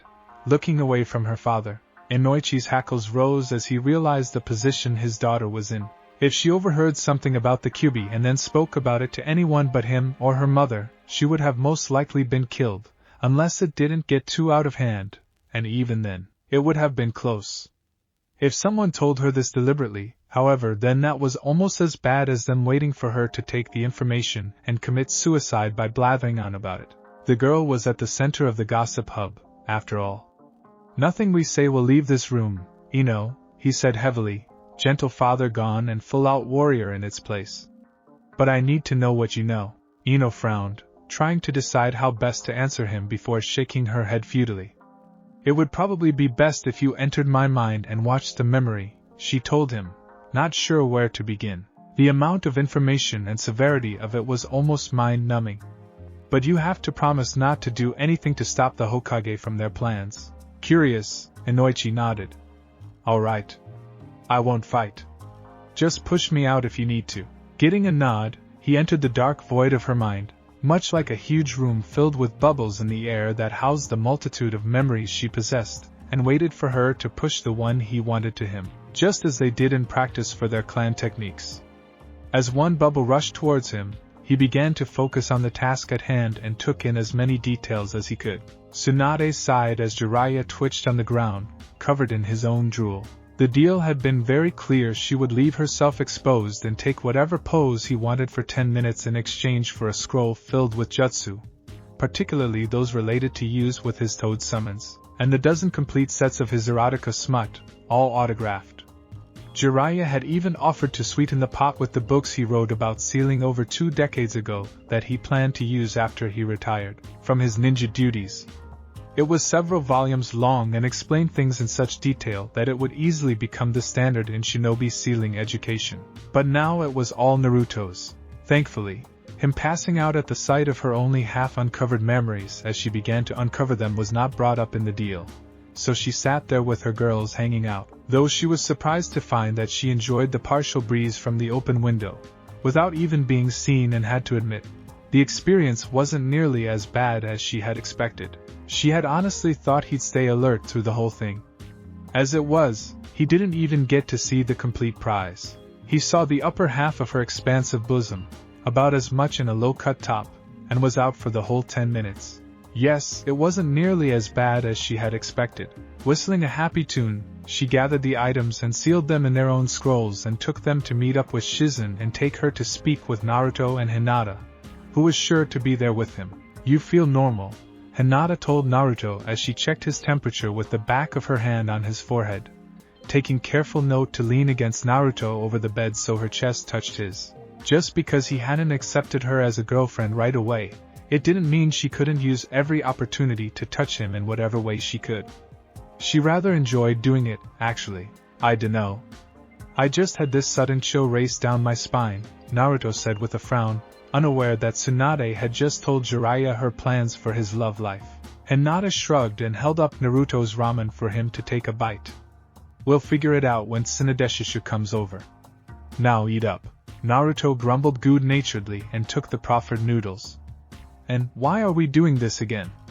He asked with his mouth full, swallowing and then talking. Hinata scolded lightly. Tsunade told us to make it appear as though you're still weak, and this is quite conducive to that. Actually, it was because she was hoping to break him of the habit of eating his ramen in nearly a single bite, and because she enjoyed doing it for him. He had been so welcoming to her presence that she almost felt ashamed of how nervous she had been in the past. Had she actually approached him and befriended him, there would be no telling how far along she could have had him trained into the proper boyfriend by now. That thought alone spurred her on and kept her pushing the boundaries. And even odder, she found that she relished the odd friendship she had with him now. He was the exact same Naruto she always knew, caring, helpful, friendly and even empowering. But by having developed this friendship with him, while he knew her deepest secret, or at least the one she was most scared of him finding out, she realized there was this anticipatory state where she wanted to get him to agree to be hers. Since he wasn't pushing her away or saying it couldn't happen, then that was just great. That meant every single action she did, every little thing she said, it would all build to relationship points. It was like a game where she really couldn't lose. Naruto did as told without a second thought and then asked, "So, are you really ready to do this? Tomorrow's the big day." Hinata nodded immediately. "I am.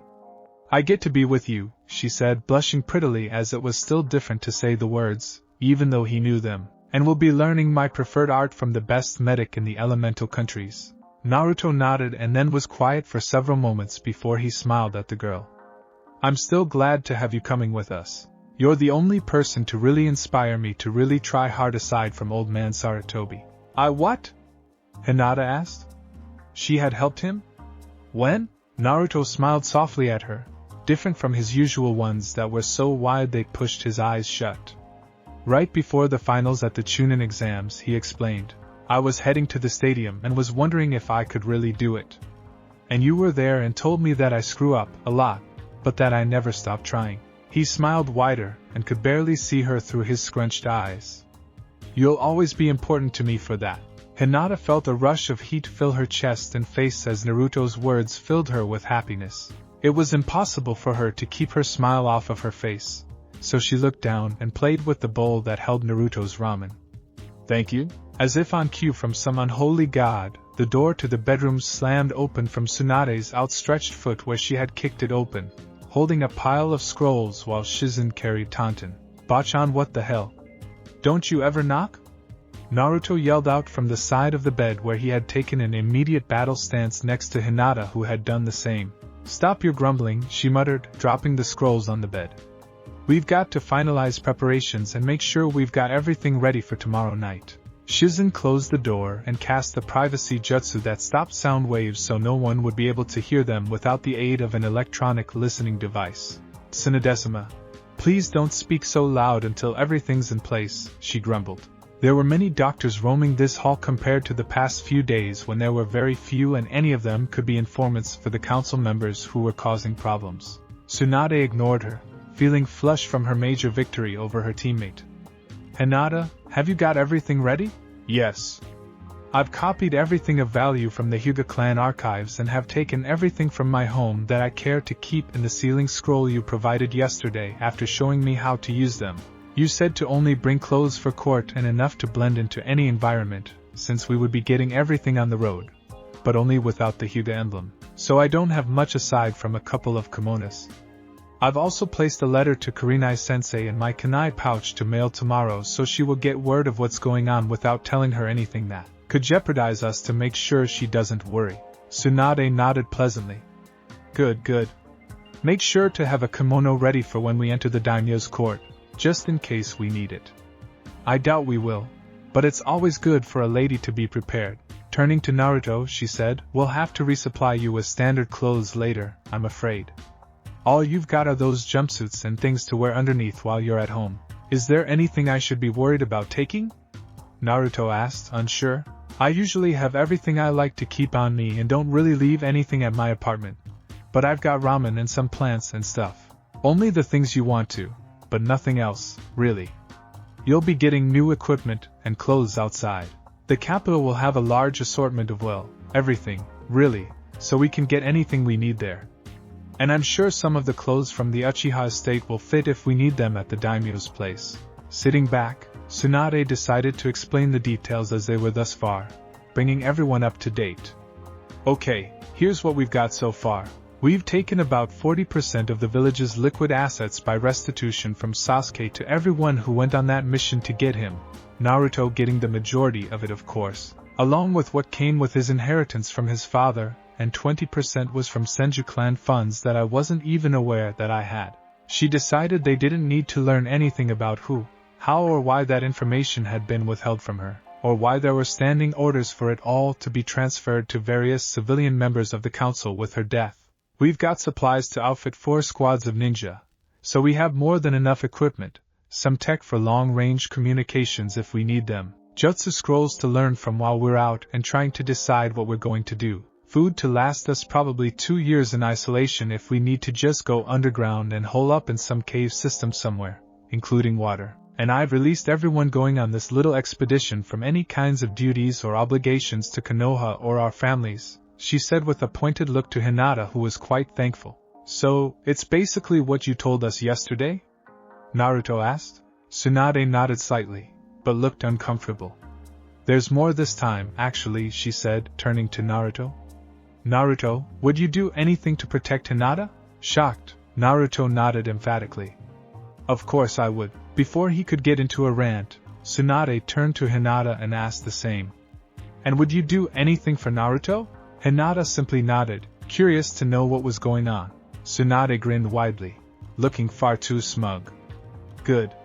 Then I want you to know that, even though I released you from Konoha and the Hyuga, in your case, Hinata, they could still bring you back through an arranged marriage of one form or another since you actually carry the Byakugan.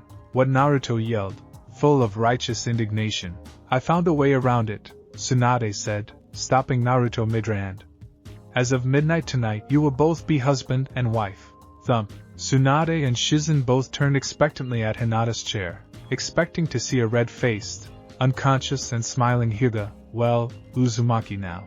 Instead, they saw her smiling at the bed, cheeks barely tinted red and trailing a small line of blood from her nose.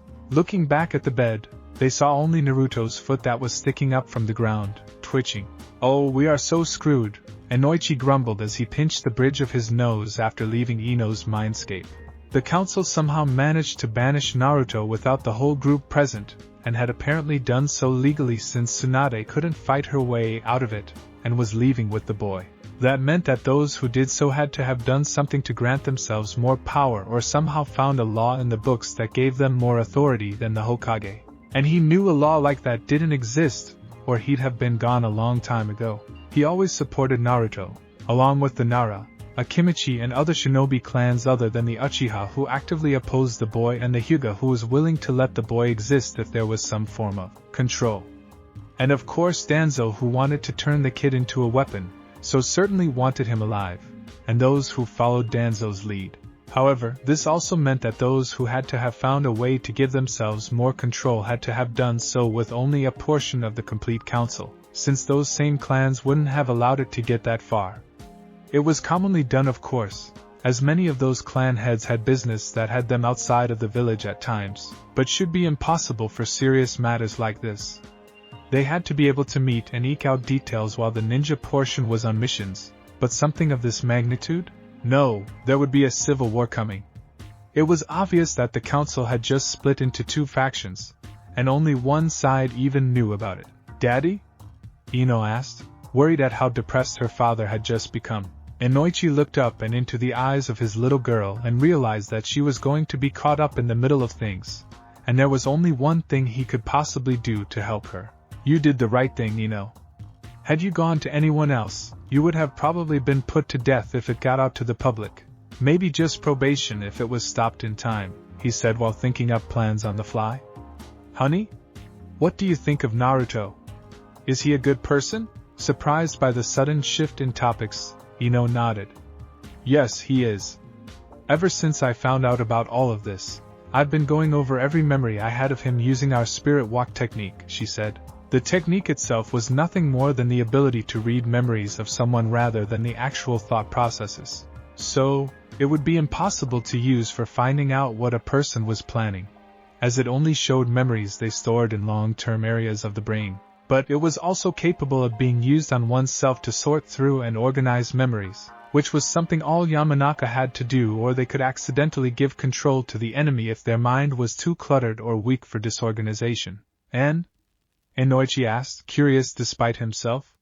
He liked the kid, but he never really had anything to do with the young Uzumaki. Ino hesitated only a moment before summing up her thoughts in the one phrase she had been using since the start. I honestly don't know why he hasn't already destroyed Konoha. Eh? Inoichi asked incredulously. Red-faced, Ino amended herself. Well, what I mean is that I would have destroyed Konoha several times over if I were him. I went around under a henge to look like him because I was curious about how much I saw was his whole life, and it was horrible. The villagers didn't even try to hide their dislike of him. They called him names to his face, blamed Sasuke-kuro, Sasuke's defection on him, and all sorts of bad things. And almost all of the shops overcharged him. So, if he still wants to stay here and earn their respect and protect them, I figure he has to be a really good person. Not to mention that I've only ever seen him try to help people or make them laugh. I've never seen him hurt anyone. Inoichi nodded, having not ever really considered the boy's position in the village and how it had to be for him beyond acknowledging things were bad. That makes sense, I suppose. Why do you ask? Ino asked, wondering what her father was thinking. Sighing, Inoichi decided to get straight to the point. Honey, what the council did, it had to have done without any of the ninja clans around. Most of us support the boy having full faith and trust in Yandame's seal and the man himself. The civilians don't understand the nature of seals and scare far too easily. They are the ones who would be doing this to him, and they managed to give themselves power somehow that went behind the ninja clan's backs. If I know them even a quarter of as well as I think I do, this could very well risk a civil war in Konoha. What Ino squawked. But this is Konoha in a ninja village just like any other, Inoichi interrupted her. We may have a kinder face than many others, but don't be fooled. We have power struggles quite often, just like any other village. Wherever there is a structured government, there will be people who want to be the top dog. The difference is that it usually happens in a political climate here rather than in a bloody coup like in Mist. You can't even begin to imagine how many attempts there have been to wage war in the past year, and each year on average. Some people simply enjoy and thrive in it, and even Konoha has those people, some of them in very high places in our infrastructure. Oh, Ino mumbled as she sat back in her chair. Honey, Inoichi began as he put a comforting hand on her shoulder. I think Konoha is going to be in for some rough times ahead. There are a lot of people who like the boy, but many who still fear or hate him. The ninja clans are probably going to be at odds against all of the civilians soon because of this. It looks like they're somehow managing to amass power for themselves and trying to circumvent us. So you'll need to be on your toes when out in public, understand? Ino nodded, hesitant to offer a suggestion she had been thinking of for the last day and a half. What if I asked Snedesima if I could join her? What? Inoichi asked, shocked. It isn't that I want to leave you, Ino rushed to assure her father, but it's going to be a long time before my team is back on missions or training. Asuma-sensei didn't do a lot of training for us and mostly played strategy games with Shika, and is on missions now, so I won't be getting much training in and Shuji will be in the hospital for another couple of weeks at least. I could learn a lot from Tsunade-sama. I don't really care so much about medical skills, but there isn't really much here that I can learn aside from the interrogation techniques our family usually does. But with every jounin and shunin just about out on missions, teaching a fresh genin isn't going to be high on their to-do list, and everyone is saying Orochimaru is still planning on attacking again sometime. So it may be safer with Tsunadesima where I can learn her super strength and to heal people so I can at least be useful. Ino immediately took a deep breath, not having realized she had run out of air before she paused in sudden nervousness to see what her father would say. Inoichi regulated his breathing as he thought through the different scenarios in his head and, as much as he was loath to admit it, the girl had a genius plan. And most important to him at least, it kept her out of the possible conflicts that were sure to come there in Konoha.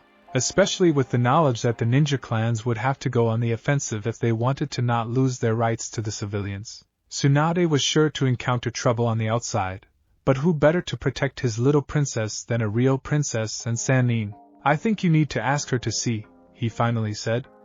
But if she accepts you, I'll help you gather as much as I can. Just understand that things will not be the cakewalk they've been here in Konoha.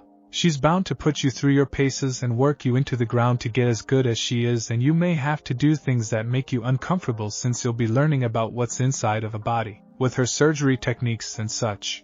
Ino nodded vigorously, having already considered that, and feeling it would be easier on her to heal those things than cause them. I think it will also help with our clan's normal jobs too. I can do better with interrogation if I understand the body better. If you're going to find out and get your stuff ready by tomorrow night, then you should talk to Tsunade-sama now, Inoichi warned, thankful it was still early in the day.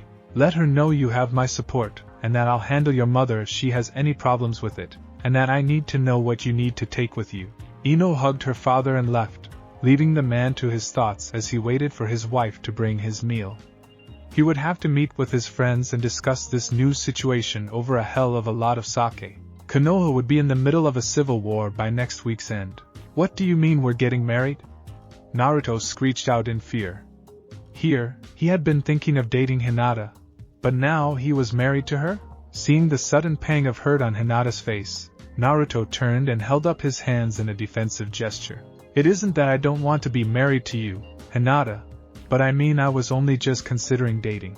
Turning narrowed eyes on the amused Hokage, Naruto asked, did you have a bet on us getting together with Ero-sanin or something? Tsunade waved off Naruto's question. No, nothing like that. He actually didn't know about it until half an hour ago. Then why? Because this helps us in many ways, Naruto, Shizen said, feeling she could explain better since Tsunade was doing a poor job at it. If Hinata were not married, then her family could marry her to anyone they wanted and force her to come back. The problem, though, is that they would put a seal on her that would, the caged bird seal. I know, Naruto said, glaring at the wall and leaking a minor amount of killing intent. I hate that seal. In truth, he hated it more than his own seal. He hated what it stood for when Niji had told him about it during the Chunin exam finals. But when Hinata explained that some of the main branch members of the Hyuga used it to harass the cadet branch members, or rather, to keep them in line to harass them whenever they wanted, and to just cause pain or kill those who didn't obey fully and immediately, he hated it as thoroughly as he hated Orochimaru. Yes, Shizen stuttered, wondering how he knew as she darted a furtive glance at Hinata. The seal was a touchy subject with all Hyuga, and she hadn't thought Hinata would talk about it quite yet. Anyway, it would make her nothing more than a slave, so we did this because, being married to you, she must follow her husband, and, since you're banished, they can't force her to come back without allowing you to come back as well, and no one can force her away from you, even after bringing you back. Peeved at Shizen explaining her brilliant idea, Tsunade continued on, and it saves us from worrying about anyone else from other villages trying to do the same with either of you, since you'll both be big targets for political marriages once it gets out that you're the Yandame's son, Naruto, and Hinata is an unsealed Hyuga. This also lets us cut down on the number of hotel rooms we'll get.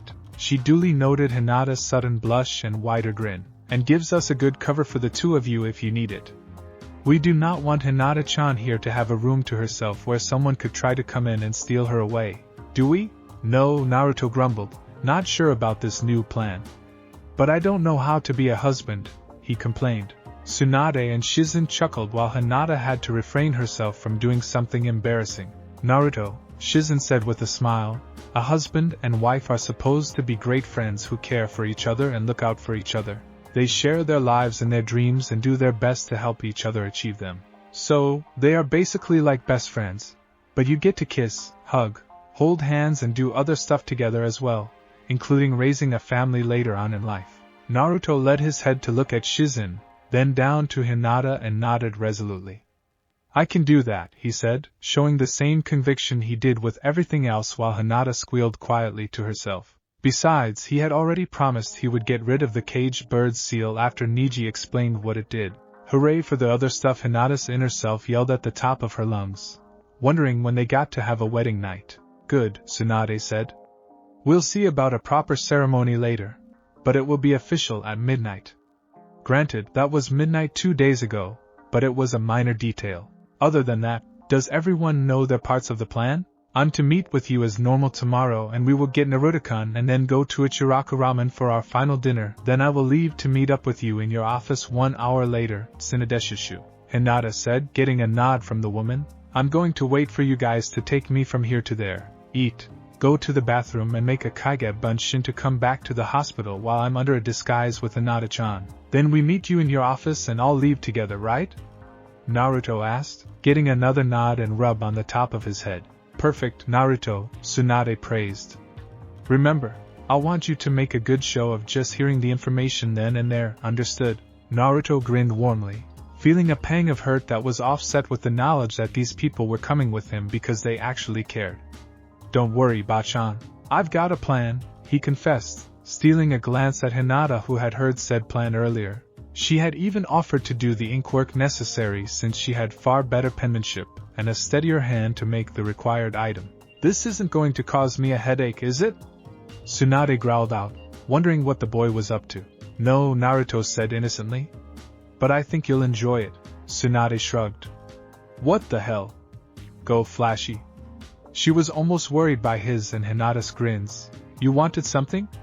Tsunade grunted at the young blonde girl waiting outside of her office as she kicked her door open and entered, expecting the girl to follow. Tsunade didn't care so much about pleasantries since she planned on being gone the next night. Ino followed the woman into the room, not getting a negative response in doing so, and shut the door, sitting quietly and nervously in the chair across from the older woman who was now watching her lazily, looking as though her time was being wasted frivolously. First, I want to say that no matter what happens here, I'll stay quiet about everything at least until after you're gone, Ino said, flinching as Tsunade's eyes widened and the desk under her elbow cracked.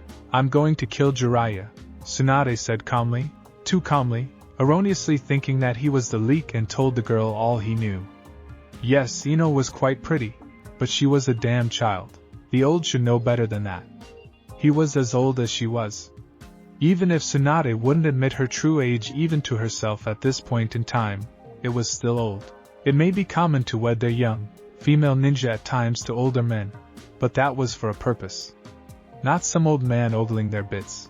I overheard you talking to Hinata and Naruto a few days ago when you told him he was being kicked out, Ino said, making Tsunade narrow her eyes and frown. So you heard about things that are considered S-class secrets and classified, Tsunade stated more than asked. I haven't heard about havoc in the village, so I'm assuming you haven't already gone around telling people, so you're not going to be killed right away. Tell me why that isn't going to become the result anyway. Ino gulped and began to sweat. Suddenly, the danger of being a ninja in her own village became more real than she had known in the past. I want to go with you, she squeaked out, looking unsure. You want to leave your village, your family and your team? Tsunade asked incredulously, wondering what made Ino think she would believe that. You have nothing to lose here. Try again, girlie. Ino glared at the older woman, hating being dismissed like that. I overheard Naruto and spent the last 2 days thinking about the situation. I even went around under a henge to look like him, though the Ichiraku Ramen people knew I wasn't him somehow and got mad at me while everyone else just got mad because they thought I was him. Getting to the point, Tsunade interrupted while making mental notes. I decided he's a good guy and that he isn't the fox, Ino clipped out. I had hoped to talk to my mom about Naruto, but she didn't want to have anything to do with it when she knew it was him I was talking about, even though she didn't know what I found out. My dad came home about an hour ago and I showed him my memory of the meeting, and he said he thinks a civil war will be coming soon between ninja and civilians, and I told him I was thinking about this because I have no chance to become a kunoichi I can be proud of since all of the upper-class ninja are spending all their time on missions to keep Konoha where we used to be, and he said to let you know he supported it, and would help me get things ready. Tsunade knew she should worry more about the word civil war coming secondhand through a known gossip hound. She also knew she should worry that some random factor now knew that she and the others were leaving. But all she could think about was this girl wanted to come with them, and was another person who would help support Naruto. Another young, pretty girl who already knew his secret, and was just coming into breeding years. And you want to come with us, you say? Ino couldn't explain it, but she felt a shiver race down her spine, making her ponytail stick out and become poofy like a cat's tail. Yes? She asked uncertainty.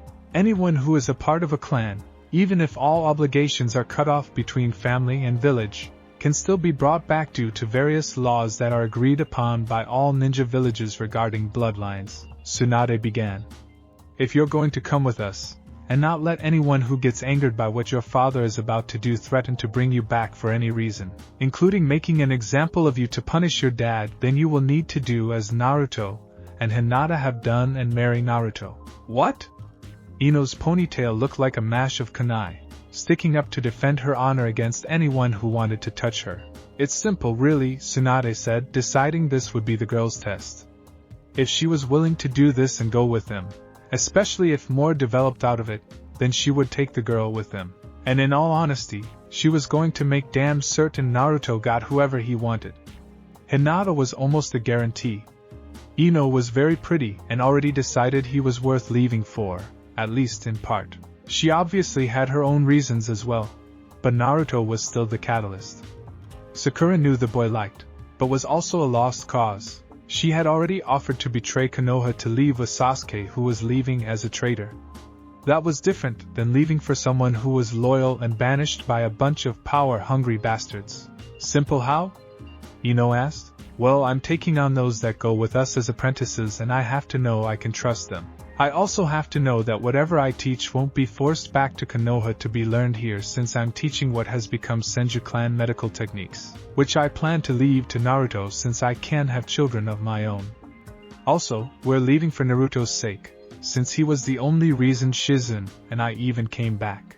Anyone willing to join us will either be in this for helping Naruto first, and everything else second, or they will be either left behind or killed, whichever I feel is necessary to keep him safe. Seeing the girl's eyes widen and her face drained of color, Tsunade decided to ease the girl's discomfort. But just a little. You promise you'd remain quiet, so you would be safe if you don't think you can marry him, but left behind, if you're curious. But I'm wanting to come along so I can actually get some training and be a good kunoichi, Ino murmured nervously. I know all of the jounin are being used on as many missions as they can, and that we can't really work as teams anymore for training, so. That's true, Tsunade agreed. All jounin are being used on whatever missions they can be used on and will continue for at least a year for sure. We lost too many people during the invasion, and the same holds true for most of all chunin, as well. Other than family training, you'd have to rely mainly on yourself unless you could manage to talk to one of the upper-level ninjas to train you, but it won't be cheap, assuming they let you pay with money and not other services. Sometimes, giving genin adult rights really ed. It wasn't just a saying that Mitarashi Anko loved so much old enough to kill, old enough to have sex. Nor was she the only upper-class ninja to feel like that. Ino swallowed as Tsunade confirmed she would learn next to nothing if she were left to her own devices and stayed in Konoha before the woman continued, unheeding Ino's mental debate. I'll lay it out straight for you. I'm leaving to go with Naruto because I love the little brat. I came to Konoha because I believed in him, not this village. This village dimmed in my eyes long ago, and it took him to bring me back. Shizen feels the same. And Hinata is going because she loves Naruto. So, even though he's the only one being forced out, we're leaving directly for him. I am also planning on getting Naruto to finally experience love, and am planning on making damn sure he isn't alone in all this. I've already promised Hinata to help her get him and find her worthy of him. If you want to go, you have to be willing to give it a try and be willing to give it time and at least act like a true married couple and like you enjoy being married until we can get the marriage annulled, which won't be until we can come back or you find someone else to marry instead, just to keep you safe. It's just like when we have to marry our ninja for covers to hold up under scrutiny or insertion missions to have a hidden kunoichi somewhere to gather information. It's all official, but only has to go as far as the situation requires. So I have to marry Naruto before we leave, act like I am not only married to him, but want to be married to him, and if I find someone else, I can get a divorce or annulment, and marry them instead? Ino asked, wanting to be very sure. And wait, what about Her blush told Tsunade everything she needed to know. Your wifely duties, particularly those related to bedtime fun? The smirking Hokage asked, rather amused. Ino squeaked and nodded, her blush now quite intense. In public you will be required to hold hands, hug and kiss on occasion and give many little gestures of affection. Beyond that, you will share a room and we will require that you get comfortable around each other, especially since I'll have you giving each other exams to learn my techniques.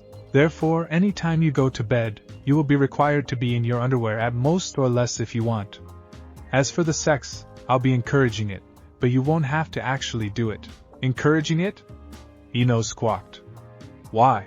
Because I'm devoting my life to Naruto's.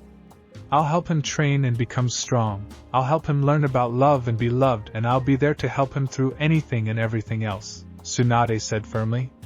I've already failed him, and I will not do it again, I see, Ino said. And in truth, she kind of did. Naruto had been an orphan and alone his entire life.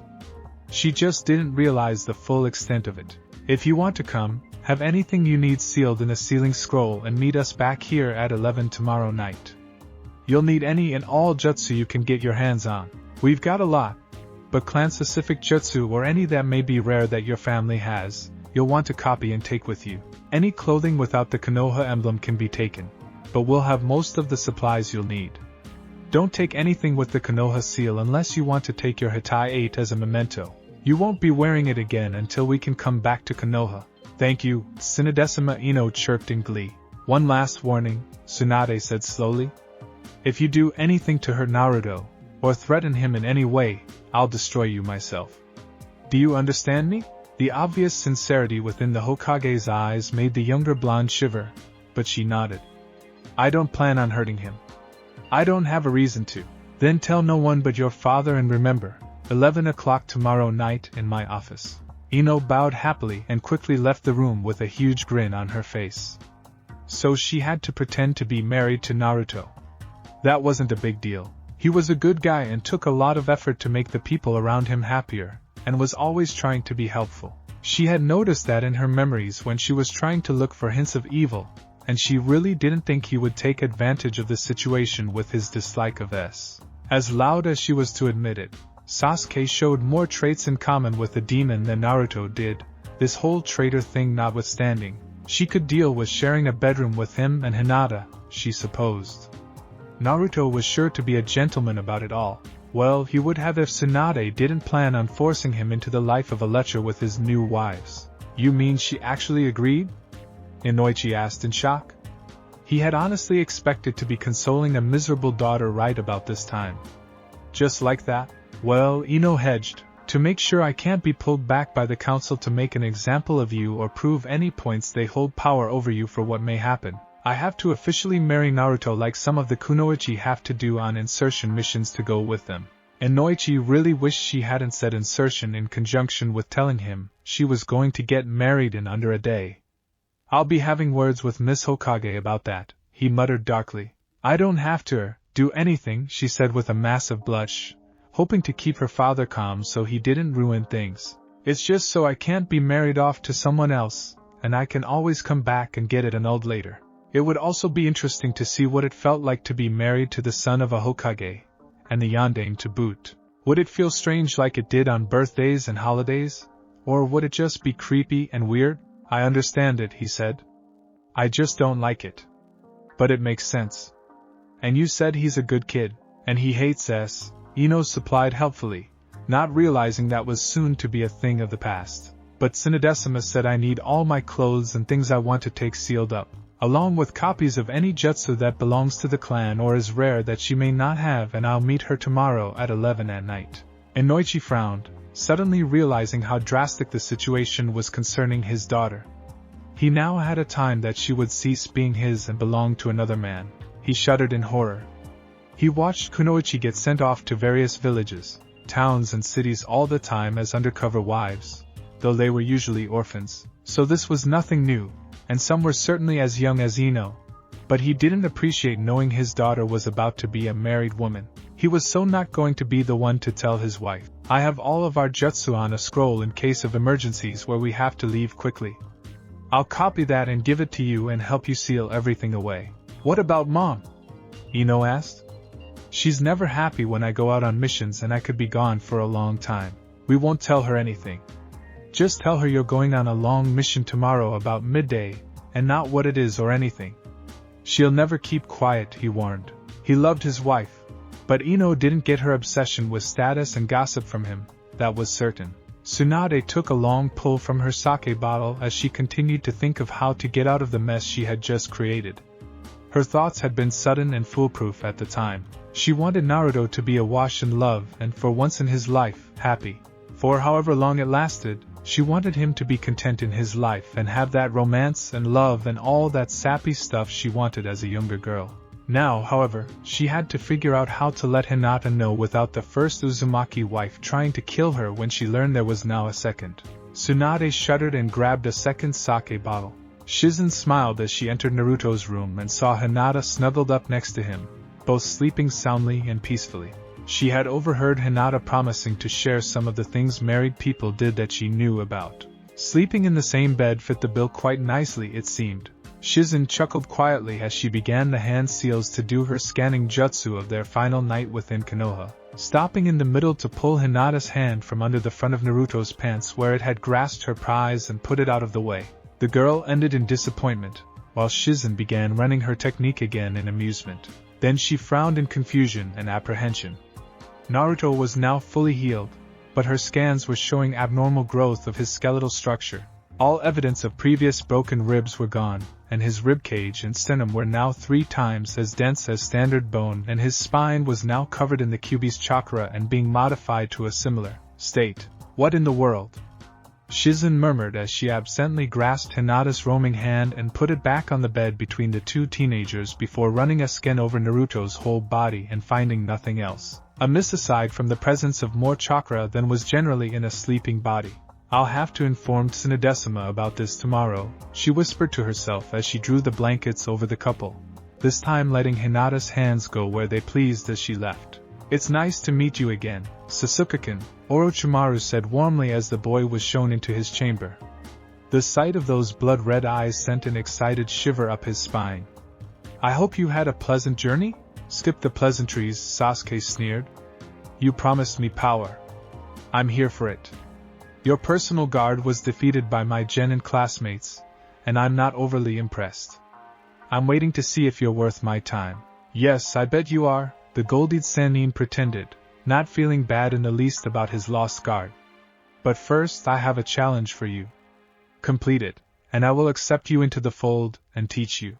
Fail well, there won't be any failure, I'm sure. Orochimaru snapped his fingers and his chief medical researcher brought in a little girl, no more than 4 years old. She looked around with wild eyes, obviously scared and holding on to the red-headed medic for dear life. The girl was quite lovely, probably only going to gain more exotic beauty with age, and the type of child that made girls squee and long for motherhood. Kill the child and show me you will do what it takes to become a true ninja. Your payment for this will be your first technique. Orochimaru smirked and tossed the kunai at the raven-haired youth's feet. There's nothing like your first kill, Ku. The little girl clung to Karen as the boy with evil red eyes approached. The next day, Naruto didn't have to fake his enthusiasm to be let out of the hospital while he, Hinata, Tsunade and Shizen went to Ichiraku Ramen for their dinner, though he did have to tone it way down so as not to appear too healthy. 3 times as dense? Tsunade asked Shizen as Naruto practically pulled Hinata towards the restaurant. Shizen nodded.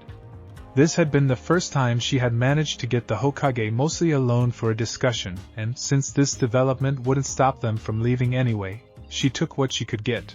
His entire skeletal structure is now 3 times as dense as standard bone and all evidence of previous assaults and breakage are gone.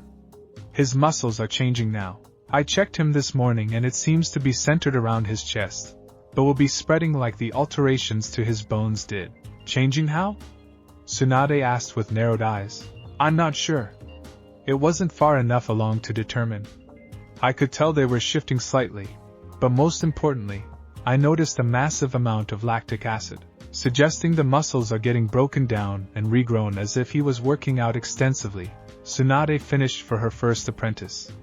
Think it's the fur ball?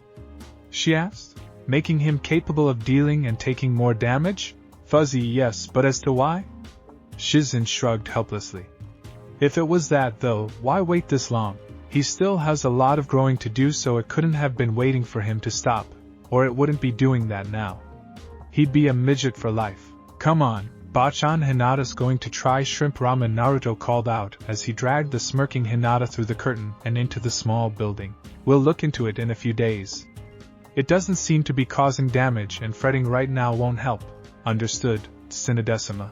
Naruto, you're being banished from Konoha.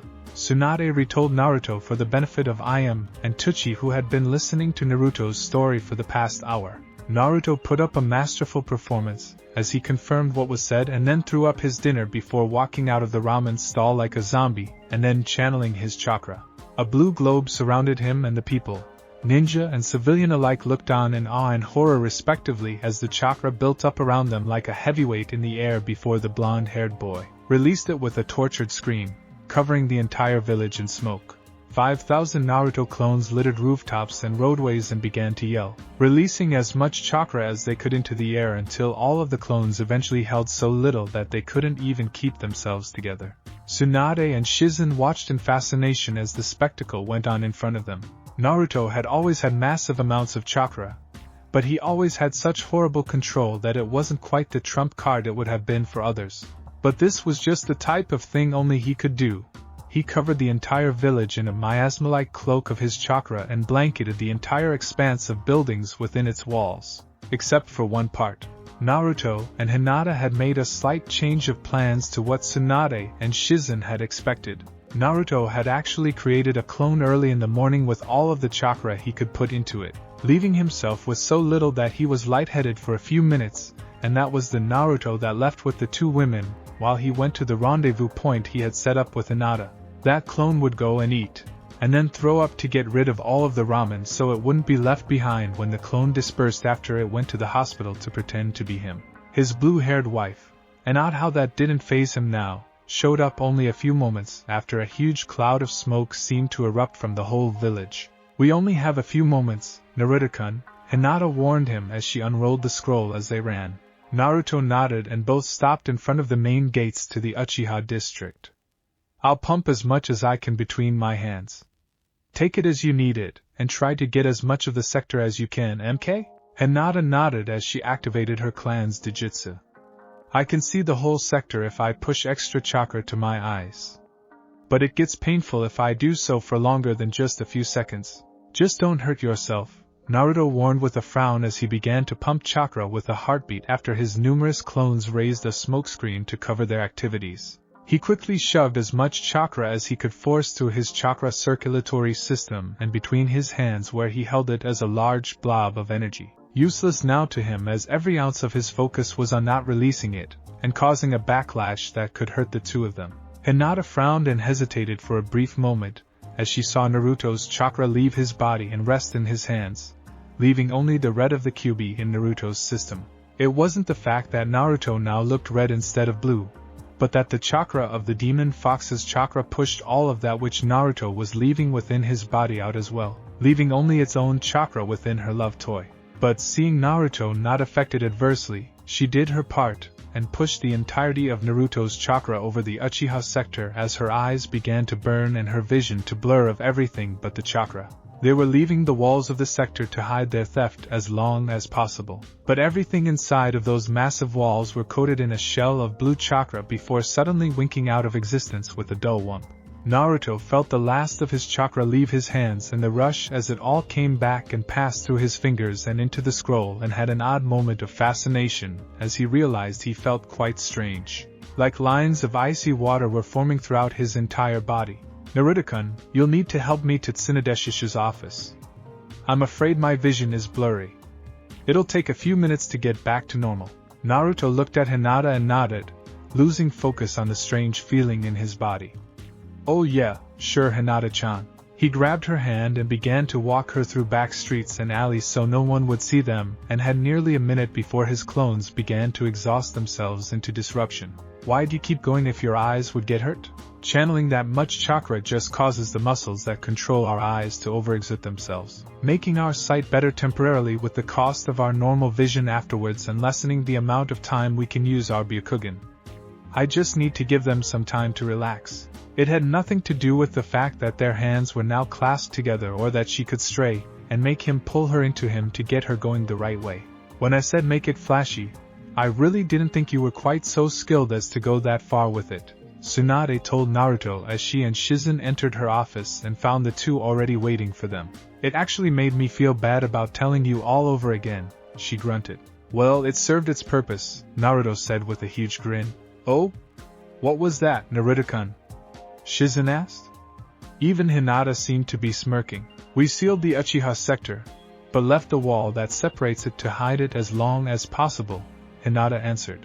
Naruto had wanted her to be the one to say what they had done, hoping to let her feel like she had done more for the prank. In truth, it made her feel like she was the guilty party, but she would admit that it made her feel an odd sort of excitement as well. She had joined in on a massive prank and got to play with Naruto's chakra, to boot. You what? Tsunade asked in a near whisper. The power for that you couldn't hide stealing it without it suddenly hitting her. All of those clones releasing all of that chakra had hidden it perfectly. What was more, he had come up with it the morning 2 days before. Only a day after learning about sealing scrolls.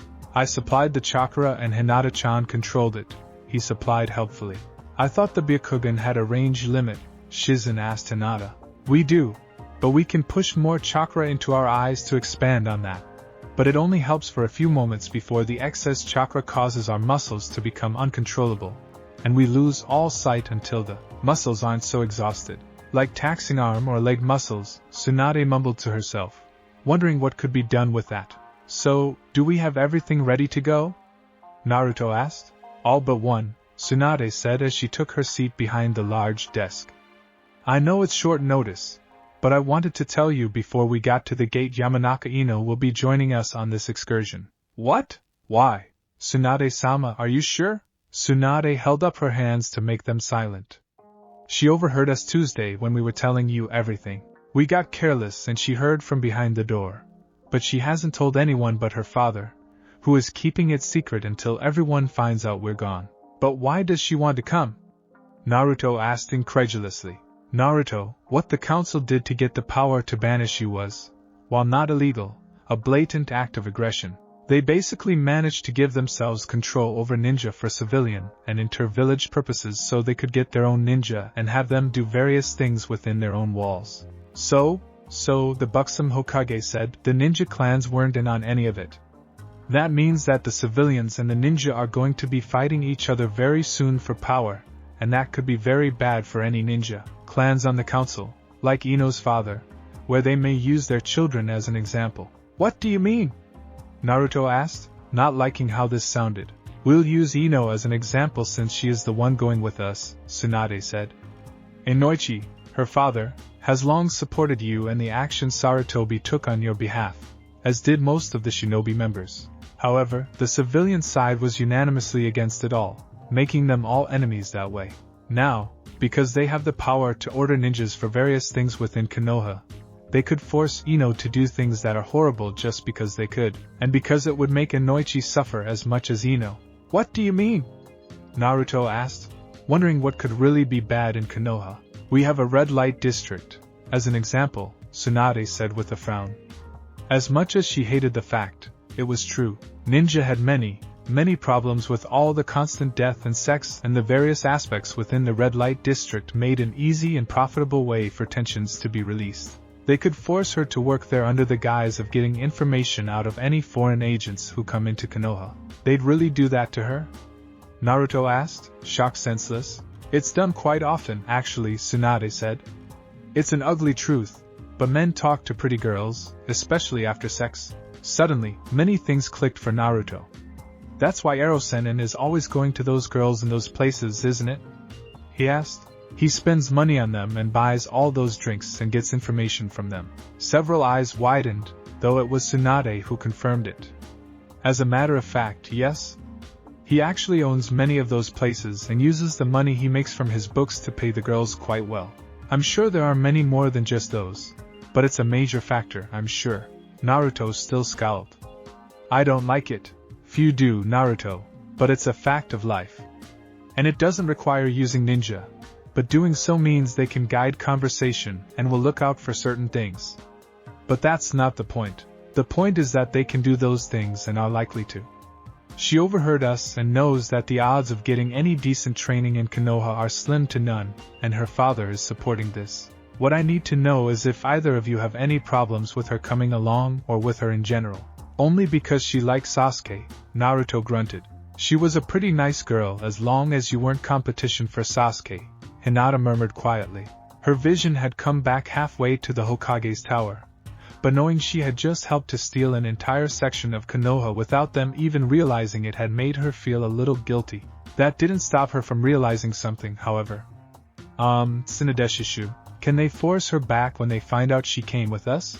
Ino was from a clan that had a bloodline as well, even if it was a minor one that didn't manifest itself physically like the Hyuga or Uchiha. Few knew the details of the Yamanaka bloodline, but what was known was that it had a more complex brain chemistry that allowed them the ability to enter another's mind. Hinata knew for a fact that the Yamanaka clan techniques didn't work for non-Hyuga. They were in her own clan archives. But the techniques failed half of the time for any Hyuga who attempted them. It was dependent on the will of the one trying and the one trying to stop them. That just wasn't the case with the Yamanaka. I've taken care of that, Tsunade said guiltily. The only way to protect her while out with us was by her marrying her to Naruto as well. Another one? Naruto squawked. Hinata frowned and considered the situation as Tsunade flinched under her gaze. It would have made her horribly angry and extremely sad had she not already known she was married to Naruto as well. But the fact that Tsunade, the slug Sannin, of all people, winced from Uzumaki Hinata's, her inner self-squeed, gaze made her pause and consider the Hokage's actions. On one hand, Ino didn't care for Naruto in a romantic sense. At least not yet, though Hinata didn't think any girl could withstand him for long, and that meant that she wouldn't be competing for his affections for now. On the other hand, Hinata was a smart girl and Tsunade horrible at hiding anything on her face. Is there more to this, Tsunade Shusho? Hinata asked. I'll discuss it in more detail later. But I want to know if either of you have a problem with her coming along, Tsunade said, not wanting to explain her plan in front of Naruto. Playing matchmaker was normal for adults who loved their family, especially much younger families, but this went a bit beyond that. Not every mother or grandmother had the ability to literally marry a young man to any woman she chose to. And she really didn't want to have to explain things to Naruto right now. I'm okay with it as long as Hinata-chan is, Naruto said, looking at the brunette girl and being perfectly okay with what he thought was just another female friend in his eyes. She's my first wife, so she should have some say in others, right? Hinata almost melted as Naruto claimed her verbally as his wife. She wanted to say no, but she also couldn't let Ino be subjected to the things Tsunade had used as an example, which had been the older woman's intention, but Hinata didn't realize that. I'm okay with it as long as she doesn't hurt Naruto-kun. Good, Tsunade said, stamping the paperwork she had written up to take Ino along with them with all the same rights and privileges. Naruto, will you go into that room over there and look through the scrolls to see if there are any you want to take? Tsunade asked, pointing at a bookshelf that was a hidden door to the Hokage archives and jutsu library. The boy was off like a rocket, leaving Tsunade to explain to Hinata what she had told Ino earlier in the day about giving Naruto as much love as he could possibly stand. Meanwhile, Naruto nearly frothed at the mouth as he found himself surrounded by the entirety of the Hokage's jutsu library. This room was not sifted through by Tsunade or Shizen. The two were far too busy making plans to escape Konoha while appearing to be trying to find some loophole to keep Naruto around and, as far as they were concerned, all of the jutsu they would need was in the Forbidden Scroll, which was being taken anyway. Naruto, knowing that the scroll was coming with them, began scanning for things with impressive names like Grandis and Explosion that while also picking up anything that he felt could have helped him in any of the fights he had been in the past, like the Shadow Clone Scroll and the other techniques that were listed on the original scroll that he hadn't managed to read through from the Forbidden Scroll. One of those exploded, after all. So he gathered his choices, scroll by scroll, picking up one that made him think first of Hinata with the word heavenly on it, along with the whole shelf that were all labeled as a divine style. Then he came across a shelf with a wooden chest inside of a glass case, and his interest piqued. The boy looked to the opening where the hidden door had closed, and he immediately set about opening the case, and taking out the chest and opening that to find 3 scrolls whose parchment seemed like some kind of flexible glass but as strong as steel mesh and shone like polished bronze. Ooh. Shiny, Naruto thought, giggling like an Uchiha fangirl. It didn't matter what they were now. He had to have them. So he put the scroll back and took the case itself along with them, figuring they were in there for some purpose to begin with. He continued along, searching for more scrolls as he figured anything that he gathered with copies of, he could just keep for his own archive until he found another shelf that had only 2 scrolls on it, each held on a little rack. Impossible, he breathed out, barely daring to reach forward and touch the large scrolls reverently. Contract of the monkey, he whispered, running his fingertip gently over the words and then the same to the next scroll, contract of the ferret. He unrolled both scrolls and started first at the monkey contract, seeing the sandame's palm print and name. I didn't know the old man's name was Hiruzen, he thought with a mental smile before looking at the other. Uzumaki Kushina. Naruto's grip tightened as he realized both what this was, and who it had once belonged to. It suddenly struck him that he had never known anything at all about his mother. He didn't know what she looked like, what kind of woman she had been, or even if she had loved his father. He had only been told that they were his parents. For all he knew, he could have been the result of nothing more than a shared night during a long mission. But the summons would know who she was. If they were anything like the toads, she would have spent time with them to learn and talk. Or if she was anything like him. Naruto looked at the closed door again through the blurry vision of unshed tears before creating a clone for each shelf to gather all of the scrolls, though he packed the summoning contracts within his own sealing scroll with his household items. He would be signing that as soon as they were far enough out that no one could find out if he screwed up. After all, the bosses of the 3 contracts he had seen for himself were all monstrously huge. Who knew how much damage a 100-feet-tall ferret could cause? So she doesn't have any romantic feelings for Naruto-kun? And she doesn't have to have sex with him? Hinata asked both questions for a third time, wanting to be very sure. No, Tsunade said, beyond relieved that the small girl wasn't angry. She knows I will make you all sleep in the same bed in underwear or less, that she has to hug, kiss and hold hands, but anything more is up to all of you. Hinata nodded, her face stained with a massive blush. She had found that she couldn't fault Tsunade's logic and knew she would share him with Ino if it meant having him to herself as well. Throughout much of the academy, she had planned on different ways to join him after Sakura wizened up and accepted Naruto's love. To Hinata, it was just unfathomable that any of the girls wouldn't want to be with Naruto. That still didn't mean she had to like it. But she could accept it for now, and see if Ino would be good for Naruto-kun later. Worst case scenario, Ino hurt him and Hinata would have to kill her. Best case scenario, they live happily ever after. It wasn't as if Hinata and Ino were married to each other, after all. Hinata only had eyes for one blonde and he was already hers. It was also not too far off from what awaited her should her father have gone through with his current plans in 4 years to marry her to one of the daimyo's sons who already had 2 wives and was always willing to have more. I'm okay with this as long as Inokan doesn't hurt him, Hinata said after a moment. It will take time to be okay with it as a relationship, though. I understand, Tsunade said warmly. And in truth, she did. No woman wanted to be a possible second to her man. It was only the knowledge that Naruto could fully love more than one person that made her think this had a chance at all. And it wasn't set in stone. They could always choose to leave the relationship later. Take your time, become friends and remember, the 2 of you are married to Naruto. You don't have to be romantically involved with her. I am only Naruto-kun, Hinata said with a mild glare. It didn't really matter what happened. She was all Naruto's and that was the way she wanted it. Were it Naruto's wish to see something naughty happen between the 2 of them, she may be willing to consider it. The idea of being seen by him in such a manner both excited her and made her nervous, but only for such a reason. Shizen giggled like a schoolgirl. Hinata was just so cute. She was like a ferocious little kitten. That's all we hoped for, Hinata-chan.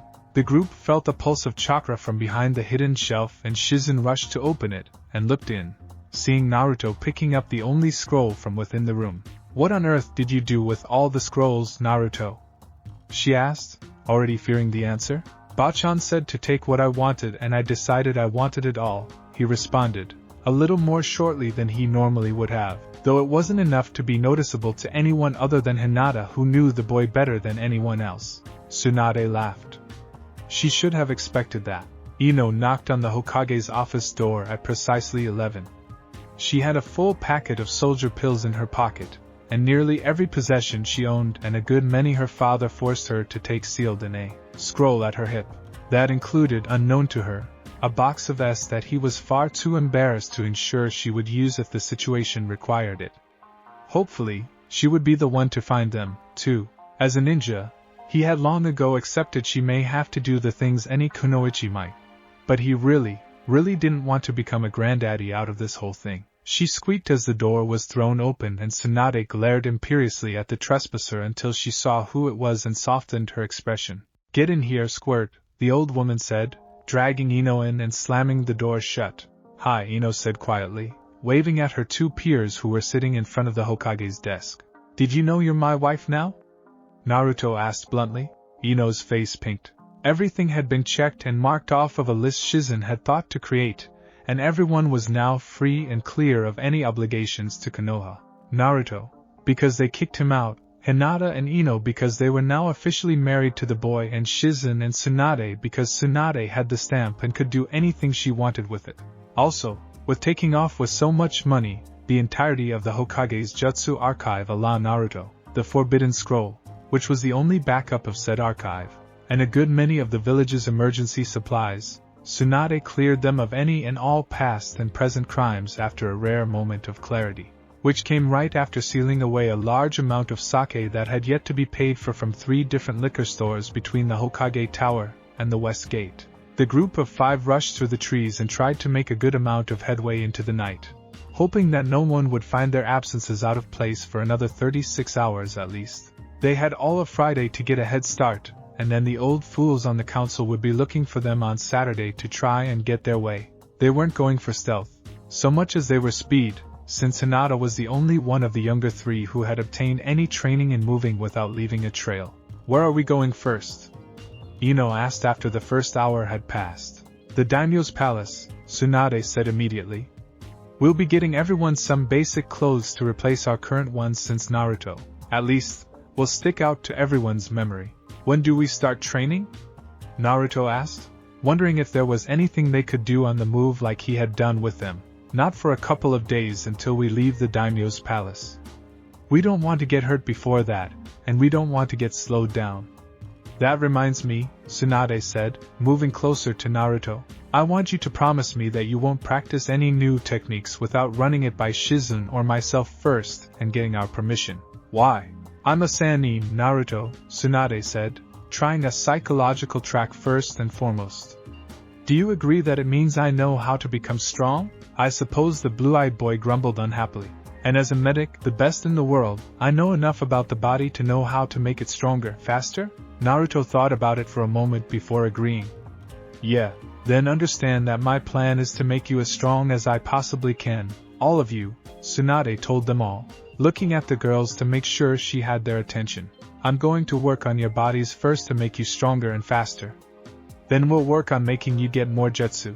But I am good at jutsu," Naruto complained. "And I don't really know that many." "Well, I'm not going to keep you from them," Tsunade amended, changing her plans on the fly. "I'll give you jutsu to learn every time you accomplish something and give you one worthy of whatever you accomplish." Naruto grinned. "So all we have to do is get stronger, and we get more jutsu also, right?" Internally, Naruto couldn't help but remember one very pleasant fact. "Besides, I already know how to summon. The jutsu is the same, even if the creature won't be." "No, I said every time you accomplish something," Tsunade said with a thwack to the boy's head without her super strength. It was gentle enough to show him she was just reproving him. "That means whenever you learn something the right way or reach certain goals we set for you." "Like what?" Ino asked, wondering what she would be learning first. "First and foremost, chakra control levels," Tsunade told them, making Naruto groan and palm his face. Ah man, that's my worst subject. Which is exactly why you need to learn it, brat, Tsunade grumbled. Well, what else is there other than tree climbing and water walking? Naruto asked. I can do both of those. Being able to do the exercises and mastering them are two different things, Naruto-kun. Shizen entered into the conversation. You can use a string to tie a knot, for example, but you can also use a thick rope. Both make knots, but you can do it with far less than you have to as long as you have the dexterity to do it. You mean I use too much chakra? Naruto asked, picking up the analogy. Exactly. We'll have you doing so many more exercises later that you'll beg for mercy, Shizen said with a sadistic grin that Naruto matched. Bring it on, Shizen-chan. Hinata giggled, wondering if she would be able to help or even advance some herself. Ino wondered what in the hell she got herself into. Alright brats, Tsunade called out as they made it to a heavy thicket of trees half an hour out of the way from any trails to ensure they would be unnoticed. We're setting up camp here. I know this clearing is small, but with all the trees around us, we'll be out of sight and we need to get at least some sleep to run through the day tomorrow. All three genin yawned as if on cue. Naruto, come over here. I want to do another checkup to make sure the running hasn't done anything. In truth, she wanted to get a look at the changes Shizen had commented on. There had been no real time to do so before leaving and they had to leave no matter the results. So it was best left until later since her first apprentice was monitoring the situation. That was also why they were holding off on official training to begin with. If he was in the middle of changes to his muscular and bone structures, then exerting either was a bad idea. As Naruto plopped over without a single complaint, she ran her glowing green hands over his body and had to work to keep the shock off of her face. As Shizen had stated, his bones were now 3 times as dense as normal bones and his muscles had indeed altered slightly in alignment and form. They, too, were more dense and every strand of muscle fiber appeared to have gained both elasticity and toughness. While there may be a little more definition, it seemed like all of the changes were meant to make him faster and stronger. Then her skin went deeper, and she couldn't stop her eyes from widening. Hinata, come over here. With a squeak, the brunette did as commanded. Look at Naruto's chakra pathways and tell me what you see. Describe them for me. Confused, Hinata activated her Byakugan. Naruto's chakra is surrounded by the other one and what? Tsunade demanded as the girl trailed off. It appears as though Naruto-kun's chakra pathways are no longer round like normal, but octagonal in shape instead, Hinata murmured, getting closer to her new husband and watching the paths coming from his heart. However, where most people's paths pulse with their hearts, Naruto-kun remains solid and don't swell. It looks like they're stronger because of the shape. There is much more chakra flowing through him and at a much faster rate as well. What does that mean? Naruto and Ino asked as one. It means Naruto should be able to use more chakra at once, Tsunade muttered, wondering what the fox was up to. At least the latter does. I'm not sure about the shape aspect. Is it the Kyuubi? Naruto asked. It had been easier to tell info about the fur ball behind his navel than it had been with Hinata, but that was because Tsunade had admitted she already knew about it. It may be, Tsunade admitted. I have no way of knowing for sure, but it's almost a guarantee. I just have no idea as to why. I'll ask him tomorrow, Naruto said with a shrug. Ask him? Several female voices asked. How? I can go inside and talk to him. I did it when Ero-sennin threw me off a cliff to access his chakra for the first time on purpose. Kill the, Hinata chanted within the safe confines of her own mind. Is it safe? Ino asked. It can't reach me as long as I don't get too close to its cage. We'll see, Tsunade said in a tone of voice most children knew to mean something wasn't likely to happen. For now, it's bedtime. Like I told you all, I will be teaching you everything I know, which includes medical techniques. Since you'll be practicing on each other, you're all ready to start sleeping in the same tent in nothing but your underwear or less. What? Naruto yelled. Naruto, they're your wives now, Tsunade said, barely hiding a grin. It's normal for married people to do that type of thing, and it's the easiest way to get you all comfortable with bodies. When you do checkups, most of the time the person is. This is easier than that, right? She decided she would wait until after they left the daimyo's palace to gift them with their own copies of Ika Ika Paradise. No sense in making them nervous before court. I guess not, Naruto grumbled. But if I find out you have a bet with Erosenin, I'm going to make you regret it. Naruto and the girls entered their tent after setting it up, and, almost as soon as Naruto began removing his shirt, Hinata passed out with a minor nosebleed, leaving a grinning Tsunade to suggest disrobing her so his wife would be more comfortable. Seeing how nervous just taking his shirt off made Hinata, he realized the gambling addict may have had a point with the whole thing. Until Ino took Tsunade's advice, not wanting to be the first one of the two Naruto saw in her underwear, and he passed out as well. Outside, Tsunade grumbled and handed several Ryo notes to Shizen, who had bet Naruto would do just that. Tsunade came out of the tent she shared with Shizen, using their own while having absolutely no desire to actually watch her plans for the 3 new Chunin come to fruition, while she was only feet away from them. Her clothing was rumpled and wrinkled since she had passed out after only a few minutes of talking with Shizen and finishing 3 bottles of sake. She had awakened to the smell of roasted meat breaking through the smell of alcohol in her stomach. Now quite used to having nothing in it but alcohol, roared a battle cry as it sought out sustenance. It sounded oddly like Naruto when he got bonked on his noggin. Wow, the Hokage drooled at the sight of the new Uzumaki Ino roasting several dozen fish and a couple rabbits over a fire she had made. She was quite used to making a lot of food with Chuji on her team and felt that, while they may not eat it all now, they would have it for later. Been married less than a day and you're already making breakfast. Damn, the brat's lucky. Ino blushed heavily and scowled at her superior. I just woke up early, that's all. She hissed, embarrassed as all hell. When Naruto had passed out, Tsunade had told her that her orders were to be obeyed, and since he couldn't do it himself, she had to disrobe her new husband, and that, combined with very naughty dreams filled with blonde-haired and blue-eyed men, had caused her to awaken in a very uncomfortable state that morning. A very heated, sticky, uncomfortable state. Somehow, despite trying to huddle in the corner of the tent in her sleeping bag, she had escaped it, and snuggled up to Hinata, who had been closest to her. It wouldn't have been so bad if Hinata's hand hadn't been hidden beneath Naruto's boxers and if the brunette wasn't grinning so thoroughly, even in her sleep. Still, it was more than enough to make Ino desire a cold shower, and the best option for that had been hunting to keep her mind focused. Hence the 3 dozen fish and 5 rabbits. While she couldn't bathe while on the run, the river had been cool enough to splash on her face. Well, whatever the reason, it smells really good. Thank you, Ino, Tsunade said, rubbing her eyes and temples from the dull thud of a slight hangover. She hadn't had nearly enough to get even slightly tipsy or to make her forget the situation.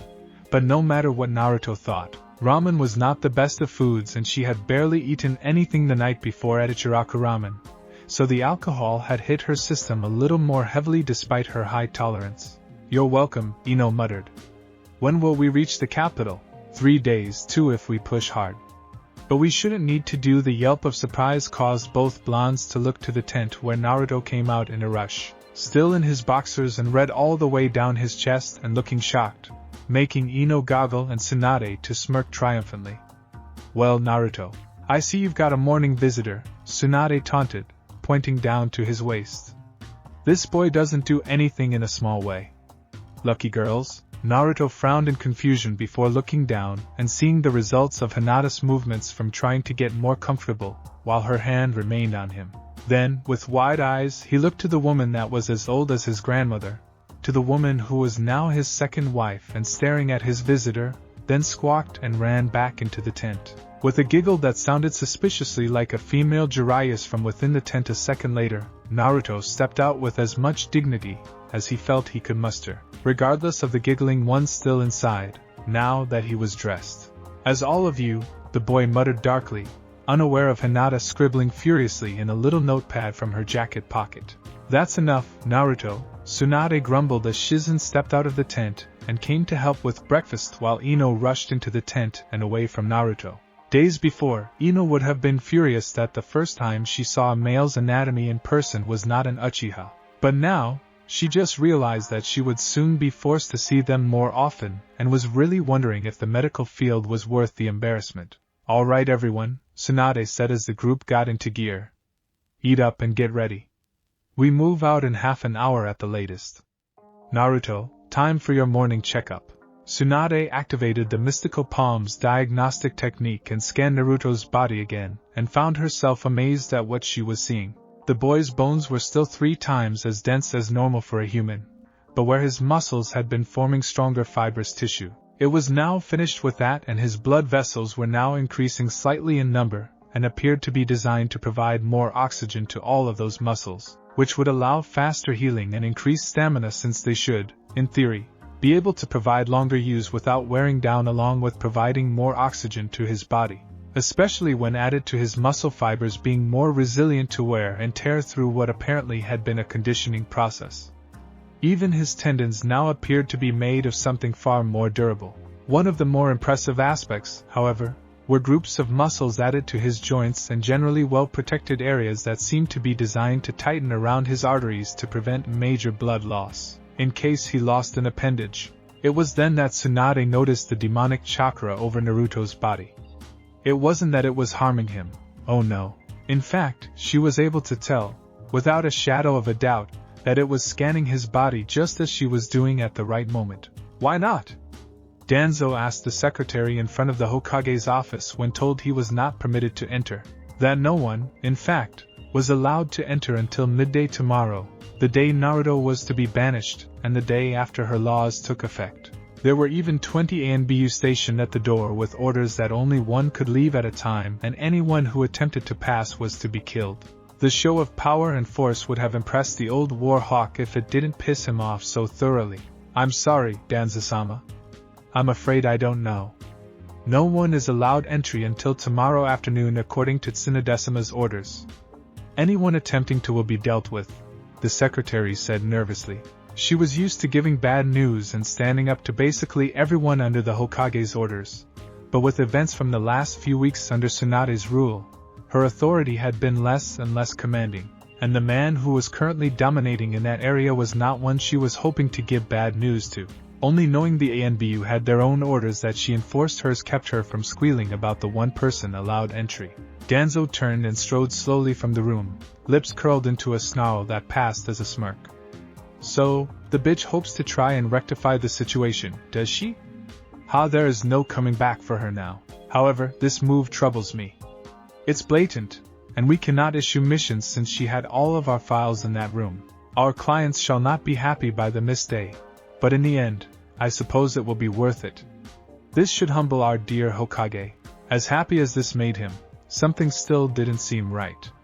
And to be perfectly honest, he couldn't tell what that something was. It wouldn't be until later that evening that he realized every ANBU there was loyal to Tsunade first, and the council second, and had been using Naruto's move against them all by releasing enough chakra to cloud any potential readings from the office.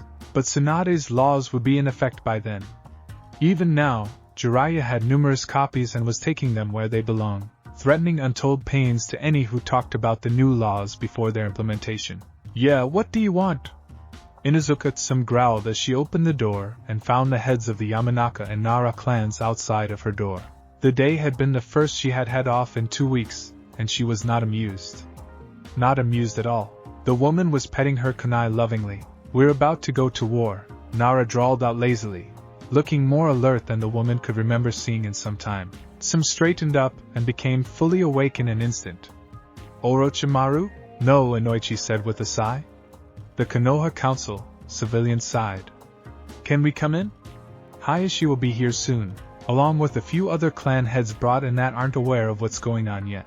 You're serious, Tsum accused, shocked more that this wasn't some prank. Well, come in, she sighed, wishing she had made it for her tea before hearing their steps approaching.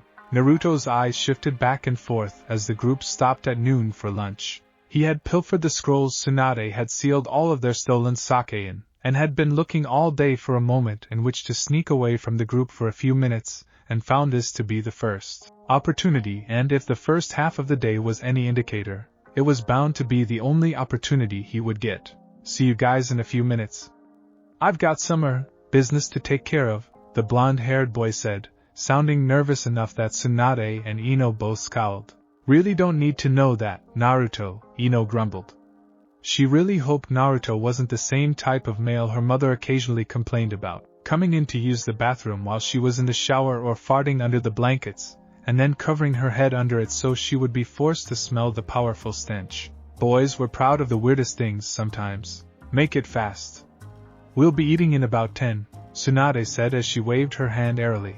Thinking the boy had to relieve himself, Naruto took off quickly, jumping through the trees without a second glance as he pulled out his sealing scroll of household goods, unsealing the 2 new summoning contracts after 100 yards. He quickly ran a mile away from the others to ensure he was far enough away so as to not accidentally crush them under Gamabunta's giant, warty butt. That would be so wrong, maybe a few extra 100 yards, he thought. At the 1.5 mile mark, Naruto pulled out the monkey and ferret contracts and unrolled them, biting his thumb to sign with his fingerprints and palm print. Okay, first things first, Naruto mumbled, flashing through seals and slamming his still bloody palm to the ground. Summoning technique Toad's power rushed up his chest and down his arm in a flash, the force of the chakra expelling from his hand sending him airborne from the sudden release, and making him feel oddly tingly before his vision was clouded in smoke. Why have you summoned me, kid? Gamabunta's deep voice called out as his eyes narrowed and looked up to see the blonde sitting on his forehead. Hey Gamabunta, remember when you said we should share a drink sometime? Well, I figured we should do that now so I can talk to you about a few things at the same time, Naruto said, rubbing the back of his head. You've got sake? The Toad boss asked, sounding surprised. No one had been foolish enough to actually go out and buy enough sake to sit and drink with him. But then, he wasn't about to turn down a free drink either. Sure, kid. Where's the drink? Just a second, Naruto called out, leaping down and summoning a couple hundred clones who all unsealed approximately 1,000 gallons of Tsunade's entire stash, and began dumping it all into a large cup that 50 more clones had transformed into. How do you make the cup? I thought your illusion technique was just that, an illusion. Not an actual transformation, Gamabunta questioned, eyeing the cup speculatively. Why the hell would he make it have toad, ferret, monkey and fox designs on it? Or his own face? That's creepy on a whole new level. Well, when we fought Gaara and Shikaku, you had me transform the both of us into something with teeth and claws, and when I transformed us into the Kyuubi, you were able to hold on to him, Naruto said with a shrug. And my sexy transformation is an actual transformation, and I transformed into an actual windmill shuriken on my first big mission, so I figured I'm just better than the others or something. Gamabunta puffed on his pipe as the clones finished filling the Naruto cup and took a slow sip, savoring the flavor and ensuring that it would last. It was a surprisingly good stock considering the boy had mixed the high and low quality sake together.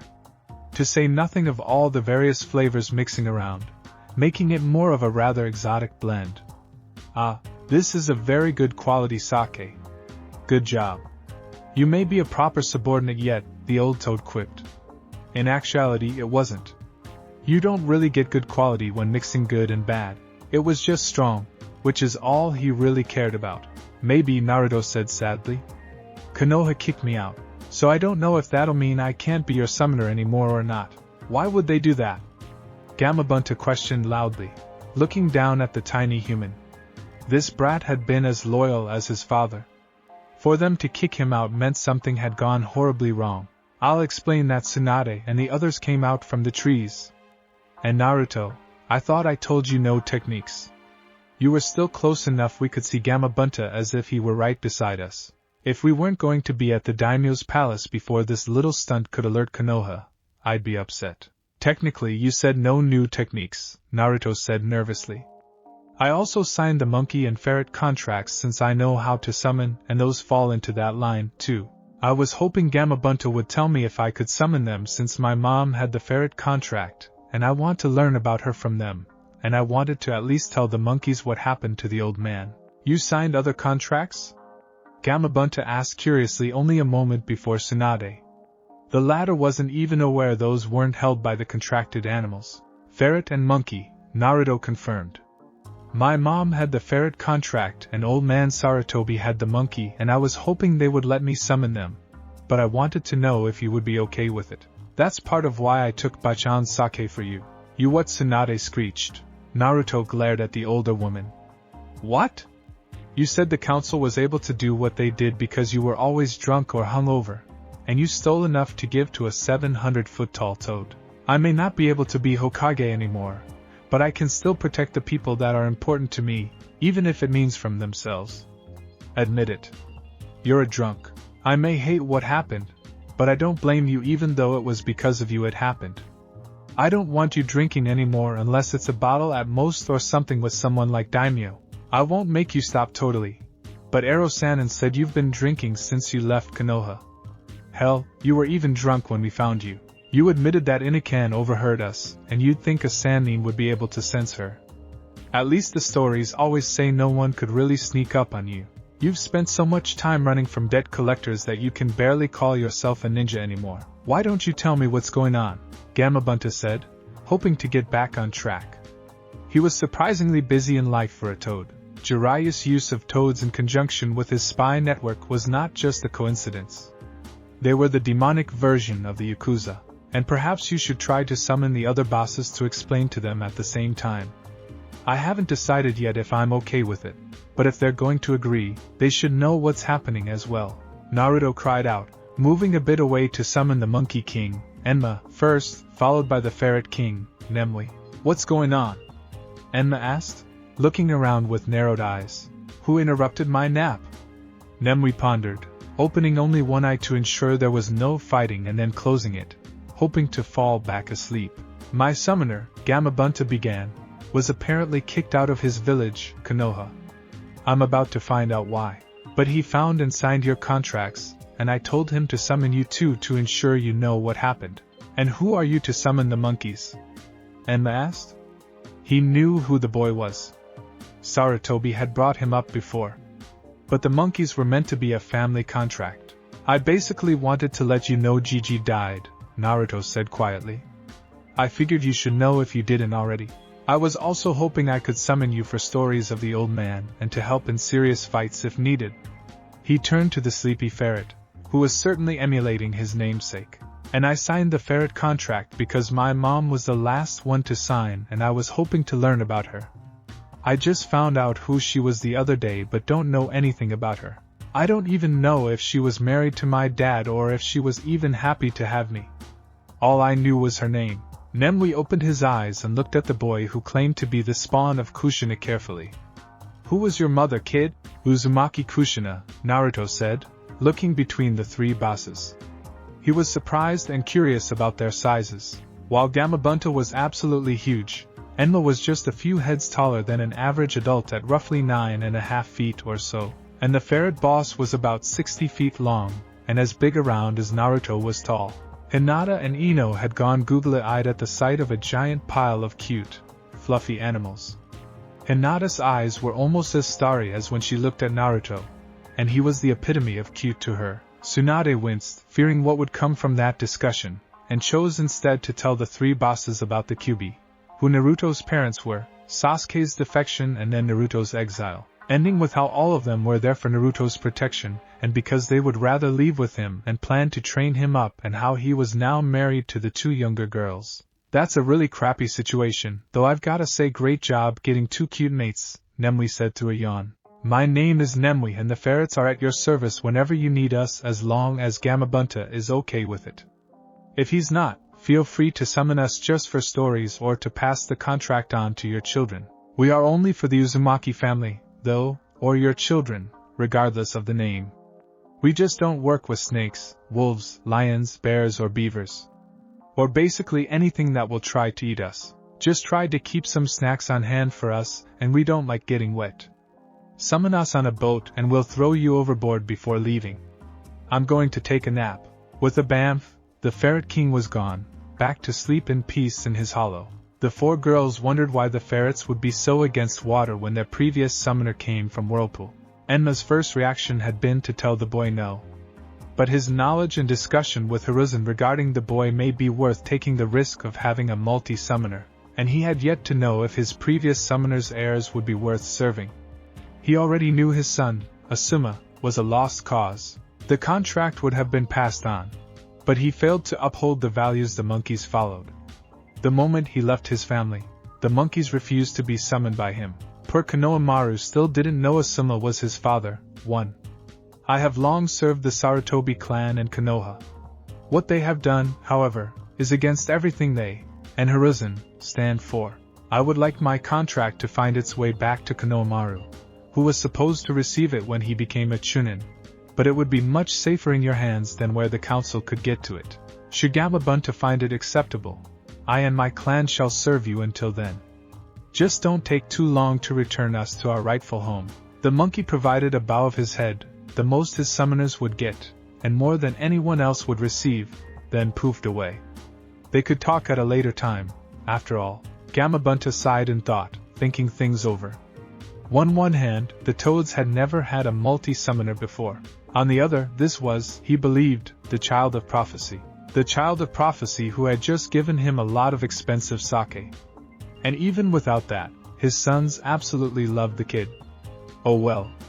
Damned if you do and damned if you don't. Remember who your primary and first summons are, Naruto, and we shall accept the other summons. Similarly, if you come across others, I will allow them so long as we are not outright enemies, including Tsunade's slugs if it comes to that. However, you are now our primary summoner. Jiraiya no longer has that right. If your new family signs the contract, we will not require them to work only with our allies if they have other contracts, but you should be careful that your summons and theirs don't fight amongst themselves. We would never get along with snakes, for example, and I know there are summoners of those who oppose each other. Why isn't Jiraiya your primary summoner anymore? Tsunade asked in shock. For a person to lose that right, it was actually quite a dishonor, at least unless they were passing that mantle on themselves. He will know, Gamabunta said cryptically. Thank you for the drink, Naruto. It's the first time in a long time I've tasted human sake. No one else was actually crazy enough to get enough for me to drink. With that, the old toad disappeared in a giant poof, leaving the 5 humans alone. Naruto, there hasn't been a multi-summoner since before the founding of the hidden villages, Ino expressed in surprise. She had been quiet and listening throughout the entire meeting and had been increasingly awed by her new husband. She would admit to not knowing much about summons or their contracts, but she did know that summoning the bosses took a massive amount of chakra, and Naruto had just summoned 3 of them. What's this about taking my sake without asking? Tsunade asked dangerously. Naruto frowned at the older woman, growling for a second before shaking his head. Drinking in moderation is okay, but I don't want you getting drunk again. Ever. Like I said, I don't blame you for what happened, but I do blame you for allowing it to happen, he said slowly, glaring at the older woman. Naruto-kun, Shizen started, seeing her mentor's eyes widen and feeling the boy may have been a little harsh, but she was interrupted by him before she could continue. No, he bit out. I don't want her to get hurt or killed because she's drunk or has a fuzzy head. She got drunk last night, and already worries that they may send out Hunter Nin. Who's to say they hadn't been watching for us to leave and attack last night? She was taken advantage of by those pricks on the council, and she couldn't do anything about it because she was drunk and hungover. I won't let her continue on like that. Only the fact that she knew providing her usual threats in this situation would be taken poorly or break any connection he was willing to allow her to have kept Tsunade from threatening to leave the brat to the wolves. Well, that and the fact that he had a valid argument. Still, it didn't help knowing she was now going to have to watch her alcohol intake. Or that he was entirely right.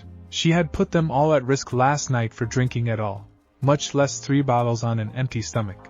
Maybe we should get back to camp, Ino suggested hesitantly, hoping to diffuse the hostility she saw rising in the oldest blonde. Lunch has been boiling for a while now. Indeed, when Shizen rushed back to camp, she found the leftovers from breakfast she had been using to make a stew were now a brick-like sludge in the kettle. The Sanin's apprentice sighed. Just as well, I suppose. We have to be careful to keep an eye on what we eat so someone doesn't add something to it while we aren't watching. Naruto suddenly found an opportunity to proclaim the greatness that was instant ramen, making Tsunade groan. She was not fond of the stuff to begin with, and this was just karma coming back to bite her in the ass. There really was no other explanation. Thank you, Hayashi said in a silky smooth voice, checking his teacup for dog hairs. He respected the Inuzuka for their strength and power, but never could see them as more than humanized dogs when the majority of them raised their voices at the slightest provocation of things that irked them. They held nothing of the grace and poise that the cultured Hyuga held in such high esteem. Except for that one time Some showed up in a black kimono with dark red trim and designs at a village event, a silken garment that clung to her and made her appear a dark angel. That memory still made him a little hot under the collar on occasion. You wanna tell us what the hell is going on, Inoichi? Some growled, not totally unaware of Hayashi's stare on her firm rump as she bent over to feed her canine companions, who were very much aware of his eyes. The heads of the major clans were now all present: Hyuga, Inuzuka, Yamanaka, Akimichi, Nara and Aburame. Being the entirety of the active ninja side of the council wasn't lost on any of them. The blonde man sighed heavily before beginning. It was going to be one of those days. First things first. This doesn't leave this group for 2 days. Make arrangements if you must, make your plans. But if word gets out about this before our window is open, we risk far worse than what we're currently facing. Understood? Ah hell, Some muttered darkly, refraining from adding alcohol to her tea like a few of the others. Apparently, this would require a calmer mind, and she didn't need her mind weakened during the conversation, no matter how much she thought she would prefer it otherwise. Agreed. Once he obtained numerous signs of agreement from the others, Inoichi nodded and took a deep breath. I'll start at the beginning. Yesterday in the late morning, I came home from my mission to find Ino waiting for me. She asked questions about banishment, and then about Uzumaki Naruto before confirming she overheard he had been banished from Konoha. What? Some roared as she stood from her chair fast enough to fling it backwards. The action caused Hayashi to look at her calmly, one thin eyebrow rising very slowly as he watched her breathe heavily in anger. She showed me her memories of the incident she overheard, Inoichi continued, choosing to ignore the excitable woman's outburst much like during council meetings as he told them exactly what he witnessed in Ino's memories. Sadly, there wasn't much in the way of visuals, so everything was based on speech and tonal inflection. But to train ninja, it was more than enough. Troublesome women, the Nara clan head mumbled, sitting up and no longer resting his eyes. So the civilians think they can just pass whatever laws they want, and will bow to their wishes without a second thought? Akimichi Chuza asked, amused and upset at their audacity. Do they honestly think we won't stop them? Or fight against it? You said your daughter left with the Hokage, her assistant and the boy. Are you aware of any of her plans? Hayashi asked, watching the man critically. There is something you haven't yet told us. Sometimes, I hate your perceptive nature, Inoichi grumbled through a sigh. The girls who went with Naruto, except for Tsunade and Shizen, of course, had to marry him so the council couldn't force them back and use them against us. Girls as plural? Hayashi asked, suddenly wondering when the last time he had seen Hinata was. Somehow, he couldn't help but think this was too impossible an opportunity for his eldest daughter to not have gotten wind of, and he wasn't really sure what made him think of her so suddenly. Hinata went with them as well, Inoichi explained. Shut up, Hayashi bellowed, looking at Chuza with a furious glare. What? I made one little gagging sound. The rotund man asked innocently. So they married? Some asked with a raised eyebrow. You're okay with that? Why'd you even let it go? You haven't exactly been chummy with the boy, but you haven't been in his camp either. Inoichi sighed, even as the others paid more attention to him now than during his briefing, especially Hayashi. She's a kunoichi now. At any time, she could be ordered to sleep with someone for information or to kill him during or after the act. Sandai Masama was kind-hearted enough to generally not do something like that, as was Tsunadesima, but it could always end up a necessity on a mission, and I strongly doubt the civilians would see it that way, and they will use any excuse to hurt us. Hell, many of you are aware of some civilians attempting to hire specific kunoichi for sex-related missions on their own, guarding them from one town to another, and taking care of their physical needs at night until they return.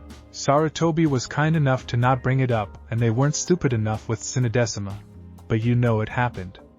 She also brought up a very good point that was the real deciding factor. What was that? Some asked.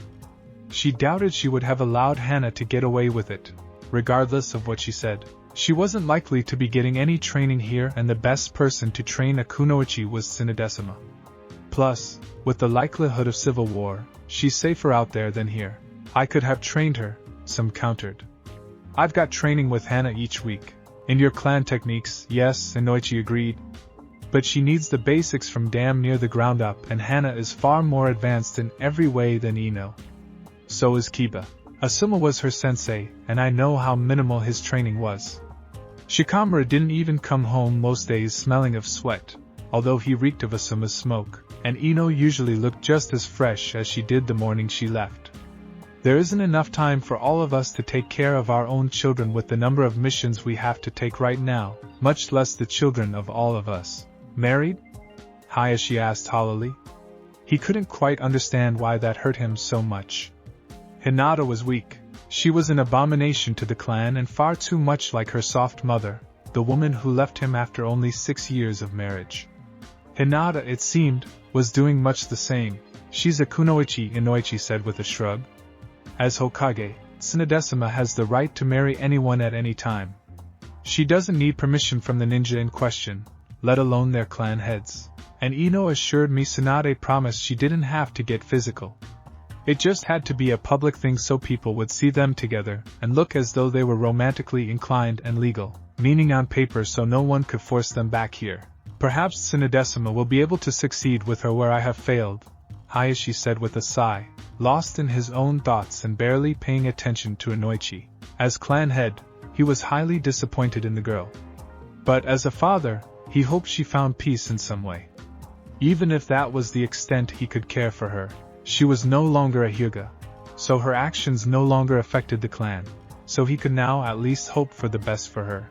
If nothing else, I just hope she doesn't pick up any annoying habits from the Uzumaki boy, or from Tsunadesima, Chusa said with a grin, hoping to bait the Hyuga head. What do we do about the civilians? Aburame Shibi asked, getting the group back on track.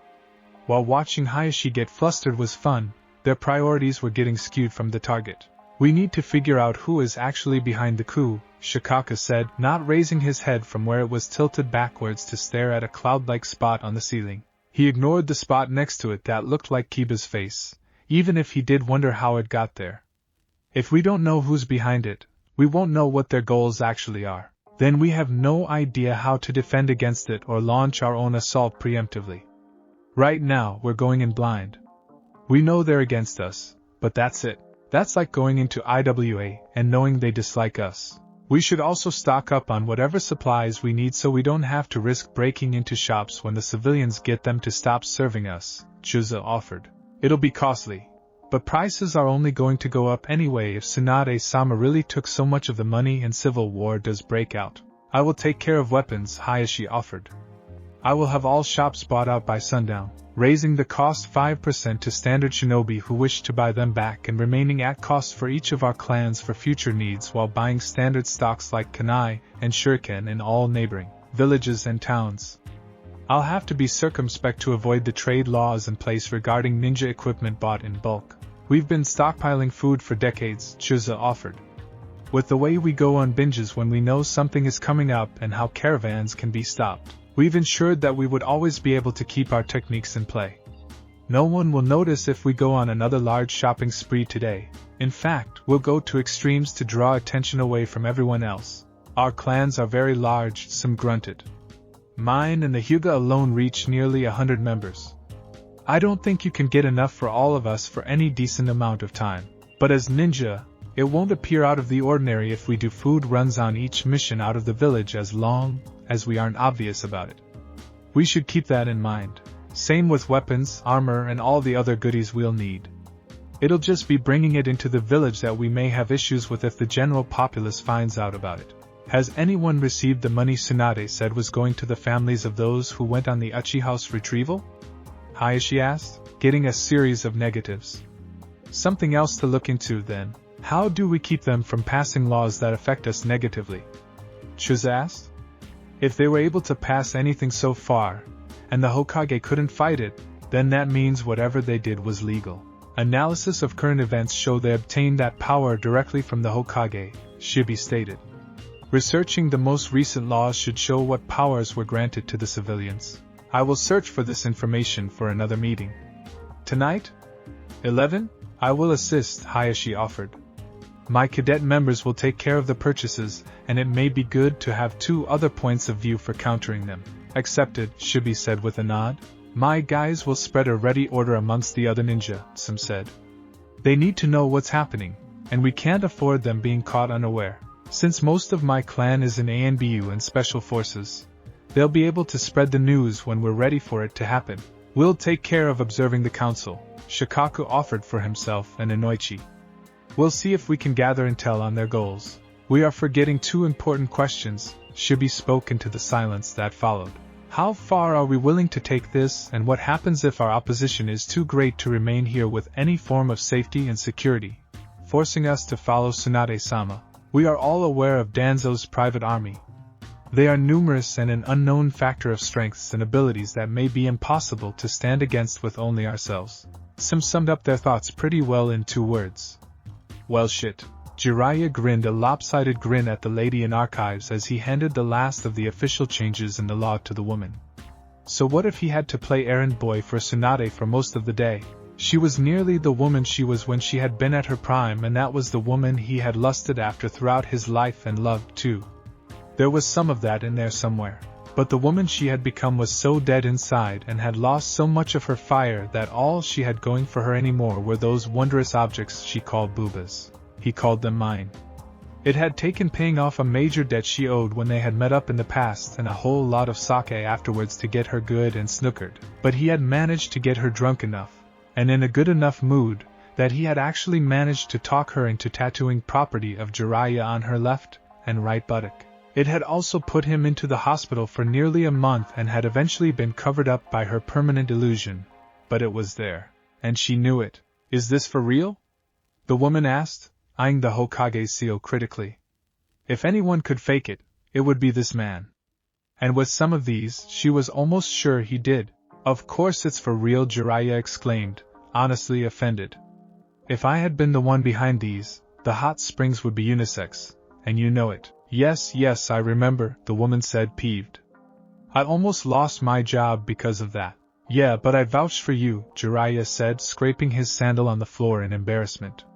They go into effect tonight at midnight, but aren't enforced until tomorrow at noon. You are also to remain quiet about this under threat of death. Do I make myself clear? He asked, all joking now aside, and the powerful ninja he was coming to the front. The woman now knew being a pain in the ass would only end badly for her. Yes, Jiraiya-sama. Alright Naruto, come over here and lay flat, Tsunade ordered as the group stopped early for the night. They had found a medium-sized town half a day's travel from the capital, and had just signed in under Naruto's name into a suite at the Firebrand Inn. They certainly had the money to spend, and they wanted the best rest they could obtain before meeting the Fire Daimyo. Shizune and Ino had been absolutely delighted. Neither girl appreciated sleeping outdoors much anymore and couldn't get the thought of showers out of their heads. Alright, Naruto said, flopping down before the oldest blonde. Tsunade rolled her eyes as she activated her Mystic Palms technique and began scanning Naruto's body. Triple bone density, altered chakra pathways, denser and stronger muscles, more blood veins and slightly larger for increased oxygen transference, alteration to his ears, nose and eyes presumably to heighten the senses, double jointedness added which should make him more flexible, alteration to his muscles and shape. But no obvious reason as to why, and the furball's chakra is still scanning his body, Tsunade thought to herself as she ran the diagnostic up and down Naruto's body. It also seems the fox has added extremely dense bone caps over his knuckles. I suppose that's because his healing factor won't allow him to deaden the nerves there no matter how many times he punches something. That must hurt like a bitch any time he's in a fight. Well, your chest is fully healed and you seem to be coming along nicely. Does that mean I can start training again? Naruto asked excitedly. Not until after we spoke with the daimyo, Brat Tsunade yelled, bopping him on the head. It's just another day and then we can head out and start training. Awesome, Naruto said wistfully, laying his head back. Training is all well and good, but I'm taking a shower. Ino chirped happily, bouncing her way to the Chunin's shared room where she planned on making a good statement. Not so fast, Tsunade belted out, stopping in mid-bounce. You three are going to be learning everything about each other and living together. Damn well learning to fight together. You three are going to become a new team where I expect you to be able to take out any enemies no matter who the hell they are. Yeah, you said we had to sleep together, right? Naruto asked. making Ino and Hinata blush at the unintended second meaning. Yes, but I doubt that will be enough, fast enough, Tsunade explained, finding a way to make Naruto pay for giving away all of her sake, forcing her to eat ramen 3 days in a row and helping her own plans at the same time. She was sorely pissed at the brat for that, and the only reason she was actually going along with his silly order was because she knew she owed it to him, and because he was right. But that didn't mean she couldn't get vengeance. Whenever one of you showers in there's room, you three will be bathing together as well. What two voices called out in shock while a third choked in happy delight, doing her best not to scream out in happiness. If there's not enough room, you will alternate who bathes with Naruto.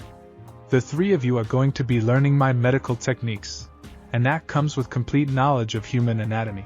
I can't have you healing a person up and then screwing the job over because you suddenly got shocked to find out what they look like, and you can't learn that from a book. You're going to become very knowledgeable about the opposite sex. The three students were almost sure they heard an or else in there somehow. There's only room for 2 in these showers, Sinadesima, Shizen said from where she walked out after using the restroom. Naruto, you choose who you get first, the Hokage said. Well, Hinata's my first wife, so I guess I'll go with her, he said, finding himself suddenly with a blushing Hinata on his arm, laying beside him and underneath Tsunade's hands. How the hell did she get there? He wondered. But this way, Ino can take her shower and we'll take ours after you finish giving me a checkup and she's done. Thanks, Ino said as she flew into the bathroom in case Naruto changed his mind. She thought she was pretty by just about everyone's standards, but she didn't exactly want to put it to the test with her husband right then. I'm already done actually, Tsunade said. Why don't you two go out and get us some dinner, something other than ramen, and when you get back, you can have your shower and Shizen and I will make our plans for the daimyo. Later that night, Ino squawked as Tsunade glowered at her. Really? But I don't even have a normal bra, I only have chest wrappings because I didn't think I'd need any. I thought we'd be spending our time training. What did you think last night was? I was serious. You either sleep in your underwear or nothing. My training, my rules? Just because you only brought ninja equipment doesn't mean I'm making an exception. You can go back anytime. Ino sighed and took off her shorts and the t-shirt she had on, leaving herself in only her panties and no other clothing. This is so embarrassing, she mumbled. He's your husband now, Tsunade said, feeling no sympathy. Think of it this way. This is better than being assigned to sleep with your enemy who could be as cruel and savage to you as he wanted. Naruto won't do anything you don't want him to and you can stay under the blankets. Ino nodded and kept her arm over her chest as she crawled into bed, waiting for Naruto and Hinata to come out of the shower. They had been in there for a little while and Hinata's giggles had stopped not long ago. I am buying a bra as soon as I can. This underwear only rule is really not a good thing. Several minutes later, Naruto walked out of the bathroom with a towel wrapped around his waist, evidence of his morning visitor tenting in front of him as he blushed and sat in a chair. See something you enjoyed, Naruto? Tsunade asked, mentally laughing her ass off. Payback's a bitch, Naruto-kun, and so am I. Hinata-chan made me wash her back, Naruto mumbled, his face darkening as blood rushed to his head. I'll just sit here until I'm normal, so I don't have to bother Ino-kan. Hinata chose that moment to come out of the bathroom grinning like the cat that got the cream and wearing a robe that she slipped off before getting into bed with Ino, showing off a very impressive B-cup size with perky and erect light pink S that made Ino envious and a little glad she wasn't the only one who didn't have a regular bra. Few kunoichi did, in fact, simply because they never knew when they would get into a fight and the civilian garment just wouldn't hold up to the kind of stress a kunoichi would put it through. That didn't mean Hinata had to flaunt them, though. Ino couldn't tell if she was showing off to Naruto, or trying to one-up her since she obviously wasn't putting her own on display like Naruto's first wife. Naruto still didn't open his eyes, but his ears and nose were developed enough, not that he noticed, that he knew she was walking through and where she went. Are you coming to bed, Naruto-kun? Hinata asked innocently. It had been embarrassing at first, and a little scary, to be showering with Naruto, but he had kept his eyes closed the entire time in fear of being beaten, allowing her to look as much as she wanted without being caught. Only when she had made him wash her back had he been forced to open his eyes, and the fact that he was the one who was so embarrassed to see her had made it more fun than scary for her. That, and she couldn't get past the feeling of his hands on her back and the knowledge that she was allowed to touch him without fear of reprisal. Actually, since I want to, calm down, I'm going to talk to the furball and see what he's doing to my body, Naruto said. What happened to the shy Hinata that couldn't even talk to me without blushing and stuttering? It can't be the marriage, because Inakan hasn't changed like that, and I don't think she was telling the truth when she said married couples washed each other. Bachan didn't say that. She said it was training. Maybe training for marriage? I'll figure it out later. Naruto, that may be dangerous, Tsunade complained, but halfway wanting him to do so anyway. She really wanted answers and felt it was probably the only way to get them. As long as I don't get too close, he can't reach me, Naruto explained. Now quiet, I need to concentrate to find the butthead. As Naruto breathed out and then suddenly began breathing much slower, Shizen turned to her gaping master. Did he really just call Kyuubi a butthead? Or bastard fox, what's up with my body? Naruto asked as he walked into the demon's lair within his mind as if he owned the place. Which, technically, he did. You're a pesky little runt, Kyuubi growled from behind his cage. Yeah. I'm tiny, you're huge, you're great, I'm pathetic, you wanna eat me, blah blah blah. You keep telling me these things. Why are you messing with my body? I don't think I'm going to tell you, Kyuubi said with a fearsome grin. Not until you apologize for being rude and promise to treat me with some respect. What the hell, I will be a furry bastard, Naruto yelled, not intimidated in the least by Kyuubi's gargantuan size or its attempt to blackmail him. Tell me what I want to know or I'll kick your ass. And how, oh great pipsqueak, do you plan to do that? You cannot get to me from the other side of this cage, and you cannot stop me from altering your body. If you want to know what I am doing, your only option is to agree to my terms, the Kyuubi sneered, moving his head slowly from side to side to watch the human from different angles. It was the closest he could come to stalking around his prey. You're an evil bastard, Naruto said with a shrug, who's made my life a living hell. I'll never apologize to you. You can forget it. Kyuubi pondered. A very good point, my crunchy little morsel. Perhaps a compromise then. I may be evil, but I am powerful and great. Treat me with respect, and I will tell you what I am doing to your body. Continue to treat me with respect and work with me to change this dwelling into something better for my internment here. And I will also assist you in the future without trying to take over and help your mates as well, the Kyuubi offered, promising the boy what it was already going to do anyway except the last bit, which was a spur-of-the-moment idea. This was nothing more than an attempt to make his day better. He already couldn't take the brat over unless Naruto broke the seal himself. To attempt otherwise would cause him to die the moment too much of his own power escaped from the seal. The human's body just wasn't strong enough to support all of his power, at least not yet. Naruto glared at Kyuubi through narrowed eyes. I can't promise I won't bitch you out if you annoy me. I bitch everyone who annoys me out, he admitted. And how do I change this place? I'm not setting you free. This is a mindscape, human, the Kyuubi growled angrily. It can literally be anything. You can bring anything into existence, and you can remove anything from existence. The whole place is in your head and you make of it what you will. Just as you can form your body to whatever you want, so too can you do with your mind. And what would you want it to be? Naruto asked in a surprising display of foresight. He was mildly interested in how someone could make their body whatever they wanted, but felt it may just be a demon thing. He had wanted to be taller all his life and he was still a pipsqueak. I want to run free. Kyuubi roared, tossing his head back and letting his anger spike in a mournful howl of misery. It was filled with sorrow, regret and pain that Naruto knew all too well. Sometimes, on his weakest of nights, he would go as far out as he could to be alone and scream into the night, and he knew it sounded much like that.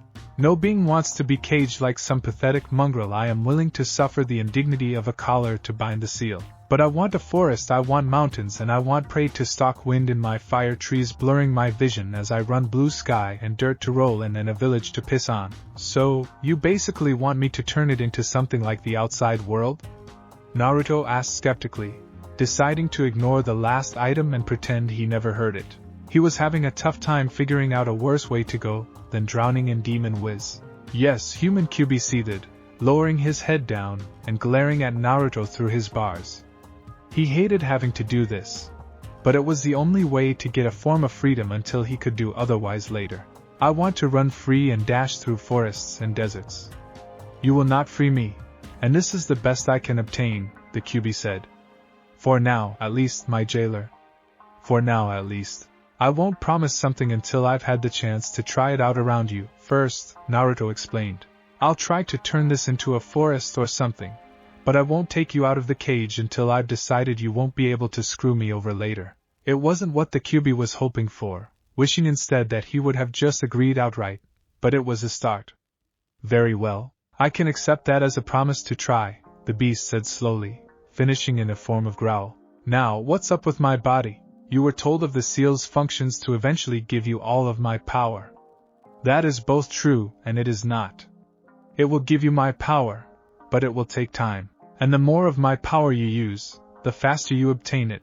But it damages you each time you use what has not been converted and turned into your own reserves. So, it takes your power and makes my reserves bigger by that much? Naruto asked, just to be sure.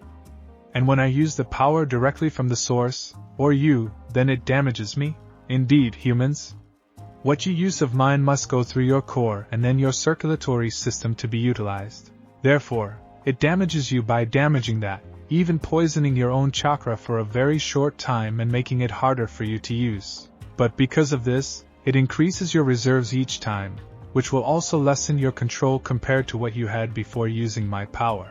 That's interesting, and good to know, but how does this affect me? What's it got to do with what you were doing to my body? Naruto asked, squinting his eyes at the big-ass fox.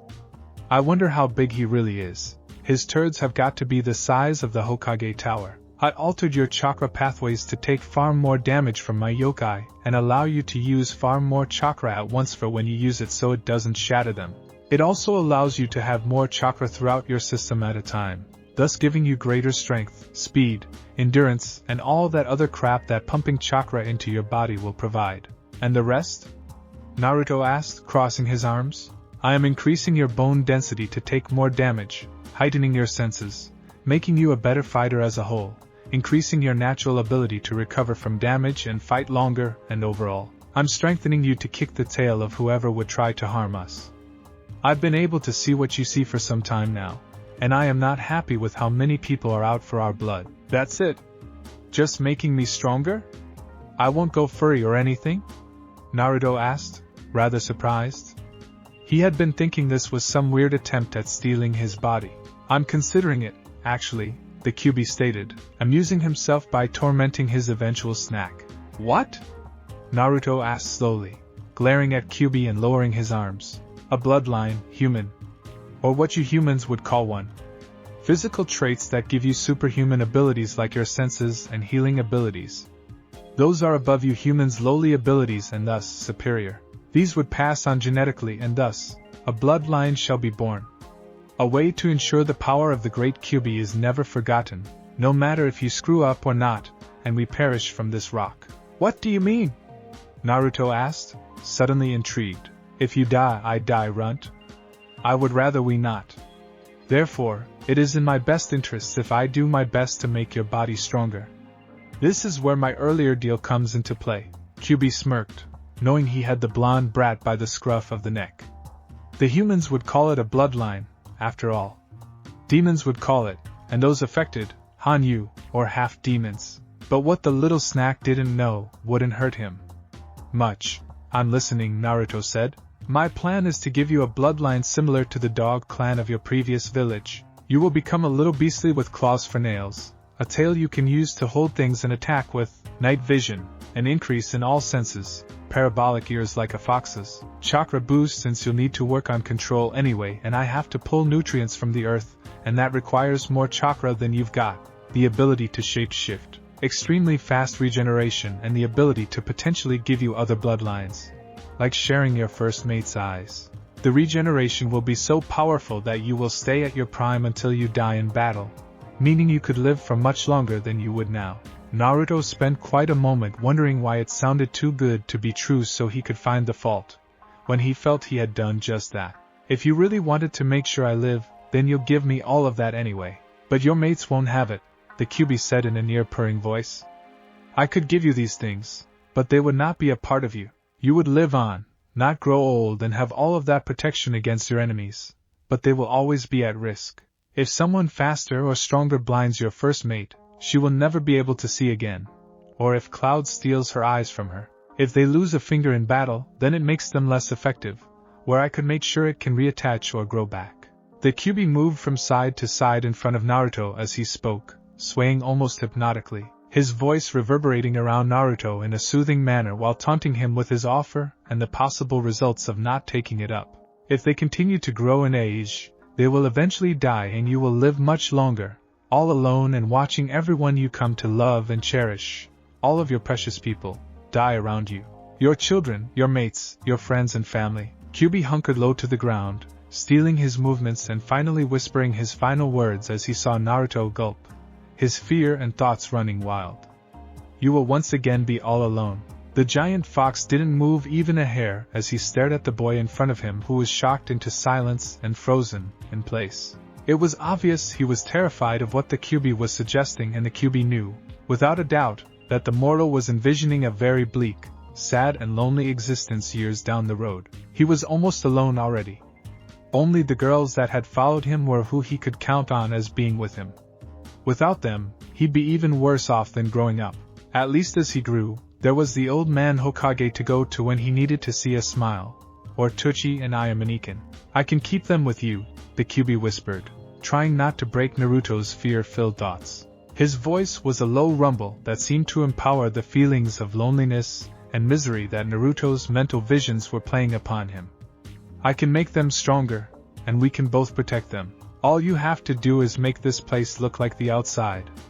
Such a small, simple thing, the QB simpered, making his request sound small and inconsequential, for the sake of protecting your mates, your children, your family.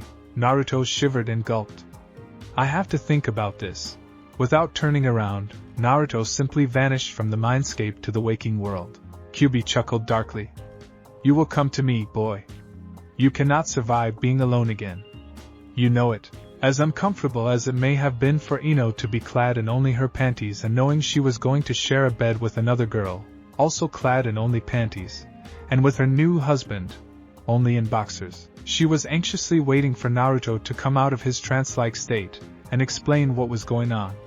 Sharing a bed with Hinata wasn't strange or awkward at all, in reality. She had occasionally shared a bed with Sakura when they were still decent friends and stayed the night at each other's houses. And the girls in the academy had to shower together in their locker room after physical training 3 days out of the week. Seeing Hinata's body was nothing new to her, or being seen by the other girl. Even the others were girls, and medics at that. It was Naruto being in the bed that was going to be awkward, and knowing that Tsunade was going to force Naruto into the middle. But still, some part of her that she didn't understand would not allow her to even attempt going to sleep without waiting for Naruto to join her and Hinata. Maybe it was Ino's memories of always watching her mother sit up at night waiting for her husband, or feeling like it was expected of her since the others were staying up. But Ino had her back against the headboard with the blanket pulled up to her chin as Hinata laid down and stared at Naruto. No one seemed capable of sleep. Ino sighed as she glanced at the clock on the wall. He had been at it for nearly an hour now. Tsunade hadn't actually thought he was really meditating and had walked over and poked him a few times at the half-hour mark when she noticed his visitor hadn't left. She was thinking he was pretending and kept thinking naughty thoughts because of it. Even pharmaceutically enhanced men didn't remain in that state without some form of stimulus, at least not when their heart rates had lowered to below sleeping standards. Of course, that was before the oldest blonde accidentally knocked him off the chair and he hadn't so much as grunted when he fell to the floor. Tsunade had put him back in the chair and healed his broken nose and had Hinata clean up the blood and hoped he wouldn't notice when he came back to. Hinata had also ensured his visitor wasn't broken by making sure, through a thorough visual inspection, that it wasn't bent at all until Tsunade had caught her and gently suggested he'd know when he came while pushing her towards the bed. Ino was sure she had heard the woman asking herself what she had created. Hinata, Ino began, unable to take the oppressive silence any longer. Why are you so confident around Naruto now? I mean, a week ago, You could barely even speak to him without a stutter or fainting, and tonight, you showered with him, totally, and you're walking around in nothing but panties and don't even seem to be blushing. Tsunade perked up, her ears making tweaking sounds as she began to pay attention to the private conversation that she really had no business eavesdropping on. Gotta get my training back up to speed if I don't want the brat to complain anymore, and what better way than listening in on juicy gossip? The simple answer? Hinata asked, her legs bent at the knees as she laid on her stomach on the bed, not taking her eyes from Naruto. Naruto-kun didn't reject me when I told him I'm in love with him. That's it? Ino asked incredulously. Hinata shrugged her dainty shoulders, the muscles on her back flexing ever so slightly. In a word, yes. My whole life has been one rejection, one failure, after another. Even my father said he didn't care if I died when Kurenai Zensei asked permission to train me.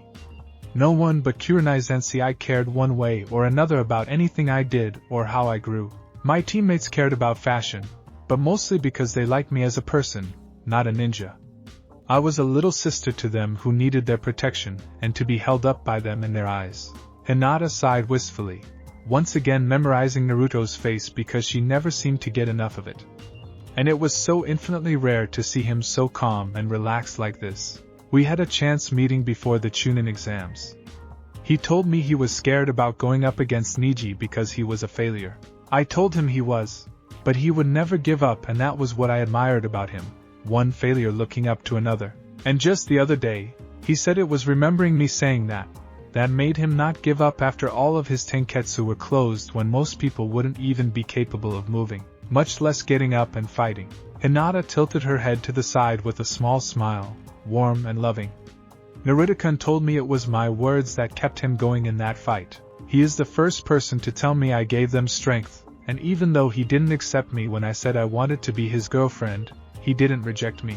Naruto-kun makes me want to be a better person, and I've wanted to be his for so long that, now that I am, I don't want to waste any possible time. I don't want to risk losing this in any way. Not him, not our marriage or even our friendship. I want him to understand what he means to me. And because he knows how I feel, and hasn't rejected me, I know I don't have to fear it. I'm his wife now, Hinata cried out gleefully, looking on joyously at her new husband. I've wanted that for a very long time, and I won't let anything ruin it for me. I do still feel like fainting, and I want to blush, but if I did, it would push him away. I can't let that happen. So, it's as much for my own good as to try and let him know that not only am I okay with this, but that he can be near me. But getting it? Ino asked, somewhat awed by the girl's explanation. It was so simple yet so poignant. This whole thing meant so much to her. Naruto meant so much to her, and it was so romantic. The fangirl in her was crying out in appreciation and wondering why things like this didn't happen to her. Not that it would matter, now that she was married. Why doesn't that bother you? I'm blushing down to my toes and he's not even conscious. Hinata hummed to herself, contemplating that question. I suppose there are a couple of strong reasons, and possibly dozens of small ones. But ultimately, I refuse to lose him. If he doesn't want me, that's one thing. I won't ever do anything to get in the way of his happiness. A part of me feels that the inventor of the sexy technique is probably at least a little Ed, and I really want to get him to at least be willing to kiss me if I can't get him to do more. I mean, we are married now. While we're sharing a bed with you, I know it wouldn't be very proper to try to get him to consummate it, the blue-and-net girl noted, but ignored Ino's squeak of surprise, along with Shizunekin's. But I want Naruto to be happy and feel all the love I have for him. And if that means getting him comfortable with being married to me, or if it means laying him down and tying him up next to you on the bed and finalizing our marriage, then for him, I would do so. For him, I would do anything. I guess I just feel this is a small price to pay in comparison. And other than that, it's obvious he likes it. Hinata finished with a fiendish grin that made Ino's blush even deeper and caused Shizun to gulp, trying to keep her thoughts pure. Are you Hinata? Ino asked suddenly, not aware she was asking it out loud. She had been wondering, but until 2 days ago, Hinata had always seemed like this silent, introverted girl who would pass out from embarrassment just for talking to Naruto, never mind thinking all of these naughty things and even getting in front of him. But a girl doesn't just have an epiphany like Hinata had explained. It is the sort of logical thinking that takes time and consideration to come up with. Ino spent enough time with Shikamaru to know the difference. Hinata's face flushed and her shoulders slumped as she shrunk in on herself, and she began tapping her index fingers together, her eyes darting back and forth quickly. "No," she mumbled. "Liar." 3 female brains all said as one, almost loud enough to actually be heard by the furiously blushing ex-Hyuga turned Uzumaki. Her fingers began to poke more rapidly in the shame of it all. Several minutes later, Naruto took a deep breath, the first change in over an hour and a half that caught all the females' attention. When he opened his eyes, they went straight for his new wives who were waiting and watching with bated breath on the bed, one hiding under the covers and the other laying atop them, only her arms hiding her chest from his view. "Well? What did the fox say?" Tsunade asked gruffly, silently wondering if Naruto did this sort of thing often. Naruto looked into his wife's eyes for a few seconds each before turning to Tsunade. "He's tired of how many people are out to get me and would rather I get stronger so he can live than die. He's also thinking about giving me, and my family, a bloodline." Female eyes widened. "What?" Ino asked loudly, barely having the mental strength to remember to keep her blanket by her chin when it began to fall in her shock. "Naruto, you can't trust," Tsunade began, getting cut off from the boy. "He can do it anyway, whether I want him to or not," Naruto explained, gesturing down his chest. "That's obvious since he's already doing it. The only difference is whether it becomes inheritable, or not." "But why?" Shizen asked curiously. "He said it's a way for him to be remembered, or for his power to live on, no matter if I live or die. Apparently I get better senses, strength, speed, more chakra, eternal youth and ACK." Naruto watched steaming ramen bowls circle his head as Tsunade held the boy helplessly in the air against the wall, his towel laying on the ground halfway between the chair and the wall where the older blonde was staring into his belly button. "What's the secret to eternal youth?" Fox Tsunade screamed into Naruto's belly, looking more than just a tad around the bend. "I've got ways of making you talk to you furry little bastard." Tsunade fell to the ground where Hinata was revealed to be standing behind her, her expression furious and one tiny digit poking into where Tsunade's head had been. "Don't you dare break my husband before I've had a chance to use him." Ino's sweat dropped, not sure why that surprised her.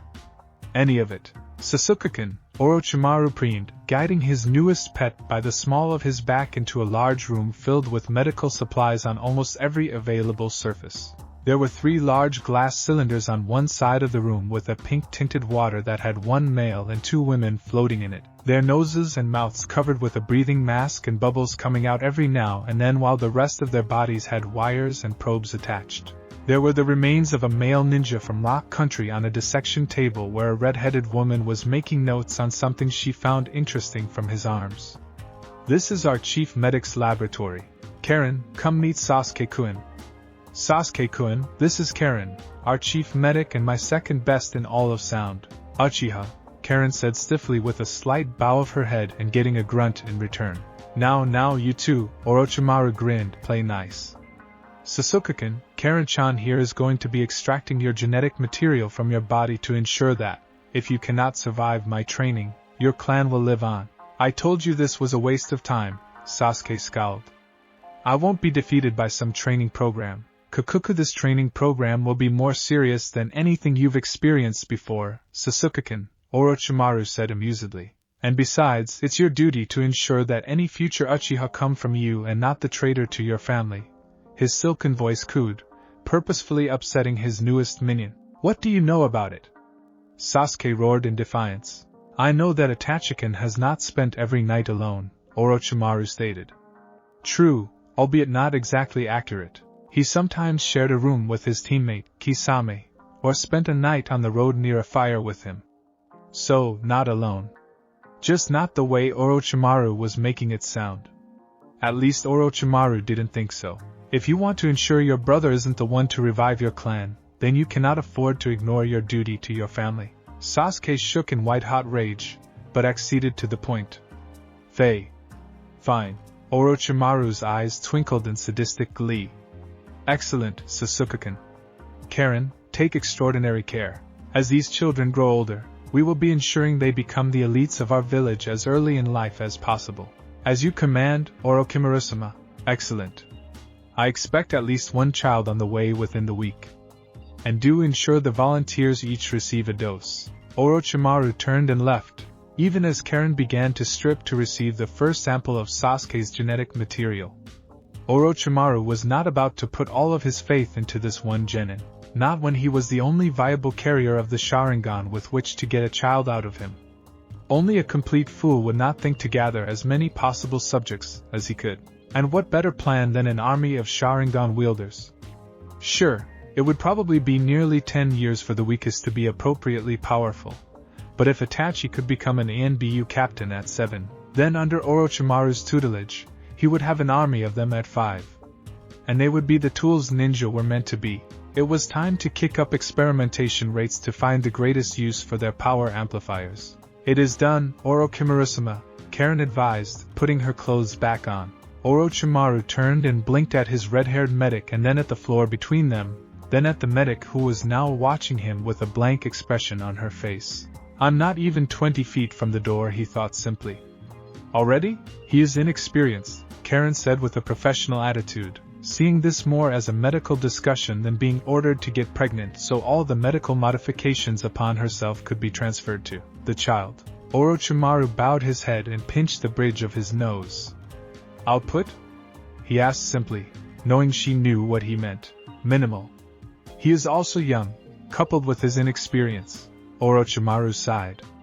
Keep at it until he can't any longer, and please do not waste any.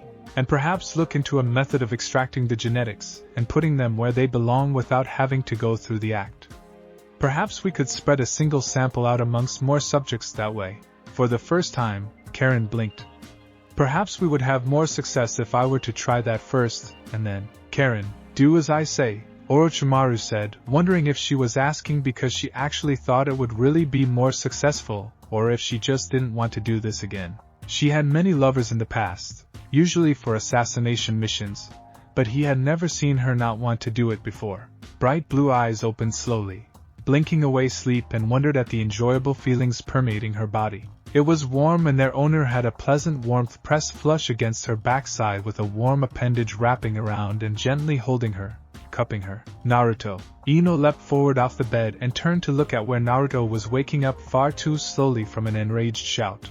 The boy was looking around in confusion, while a pale arm was around him and stuck under his underwear, its owner hidden behind the slightly larger boy.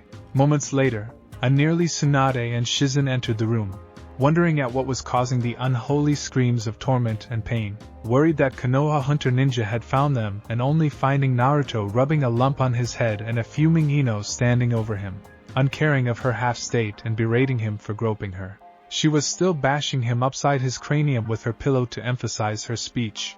But Inakan, I was asleep. How was I supposed to know what I was doing? Naruto asked, looking up at the angry blonde girl and blushing as his eyes focused on the objects of his abuse. Such powerful things, it's like they draw me in even when I'm not awake and cause me to get hurt. It's no wonder Ero-sanin keeps getting beat up. Is that what happens as we get older? It was a truly frightening thought. But it was kind of worth it. Sorry, Ino muttered, blushing lightly and finally realizing what she was dressed in and covering herself up as she rushed behind him to get a shirt on. It was sort of an instinctual reaction. You should really apologize more appropriately than that for hitting your husband for doing something that is his right, you know, Hinata said with a frown, gently stroking Naruto's hair in a way that was making him close his eyes in contentment. Married 2 days and they're already having marital problems, Tsunade quipped in amusement to Shizen. Naruto looked over to the older woman and blinked. We have to start being around you guys too? He asked, causing Shizen to look down at her very sheer nightdress that hid absolutely nothing before she shrieked and blushed, disappearing faster than Kakashi's face when he ate. You know you like it, Naruto, Tsunade grunted, far less shy of her body than Shizen, partly because she was wearing thick cotton clothes that hid her body from his scrutiny, and partly because she was very fond of her genjutsu. Tsunade had a few lovers in her past, but Shizen was still as innocent as you could get while being a medic. The black-haired woman had only ever had one boyfriend, and that was Irika, which ended after a single date and not even a kiss. Naruto could now safely say he was the first to see her in the buff. Naruto scrunched up his face even as Hinata pulled his head almost painfully against her chest, and glared at the older woman.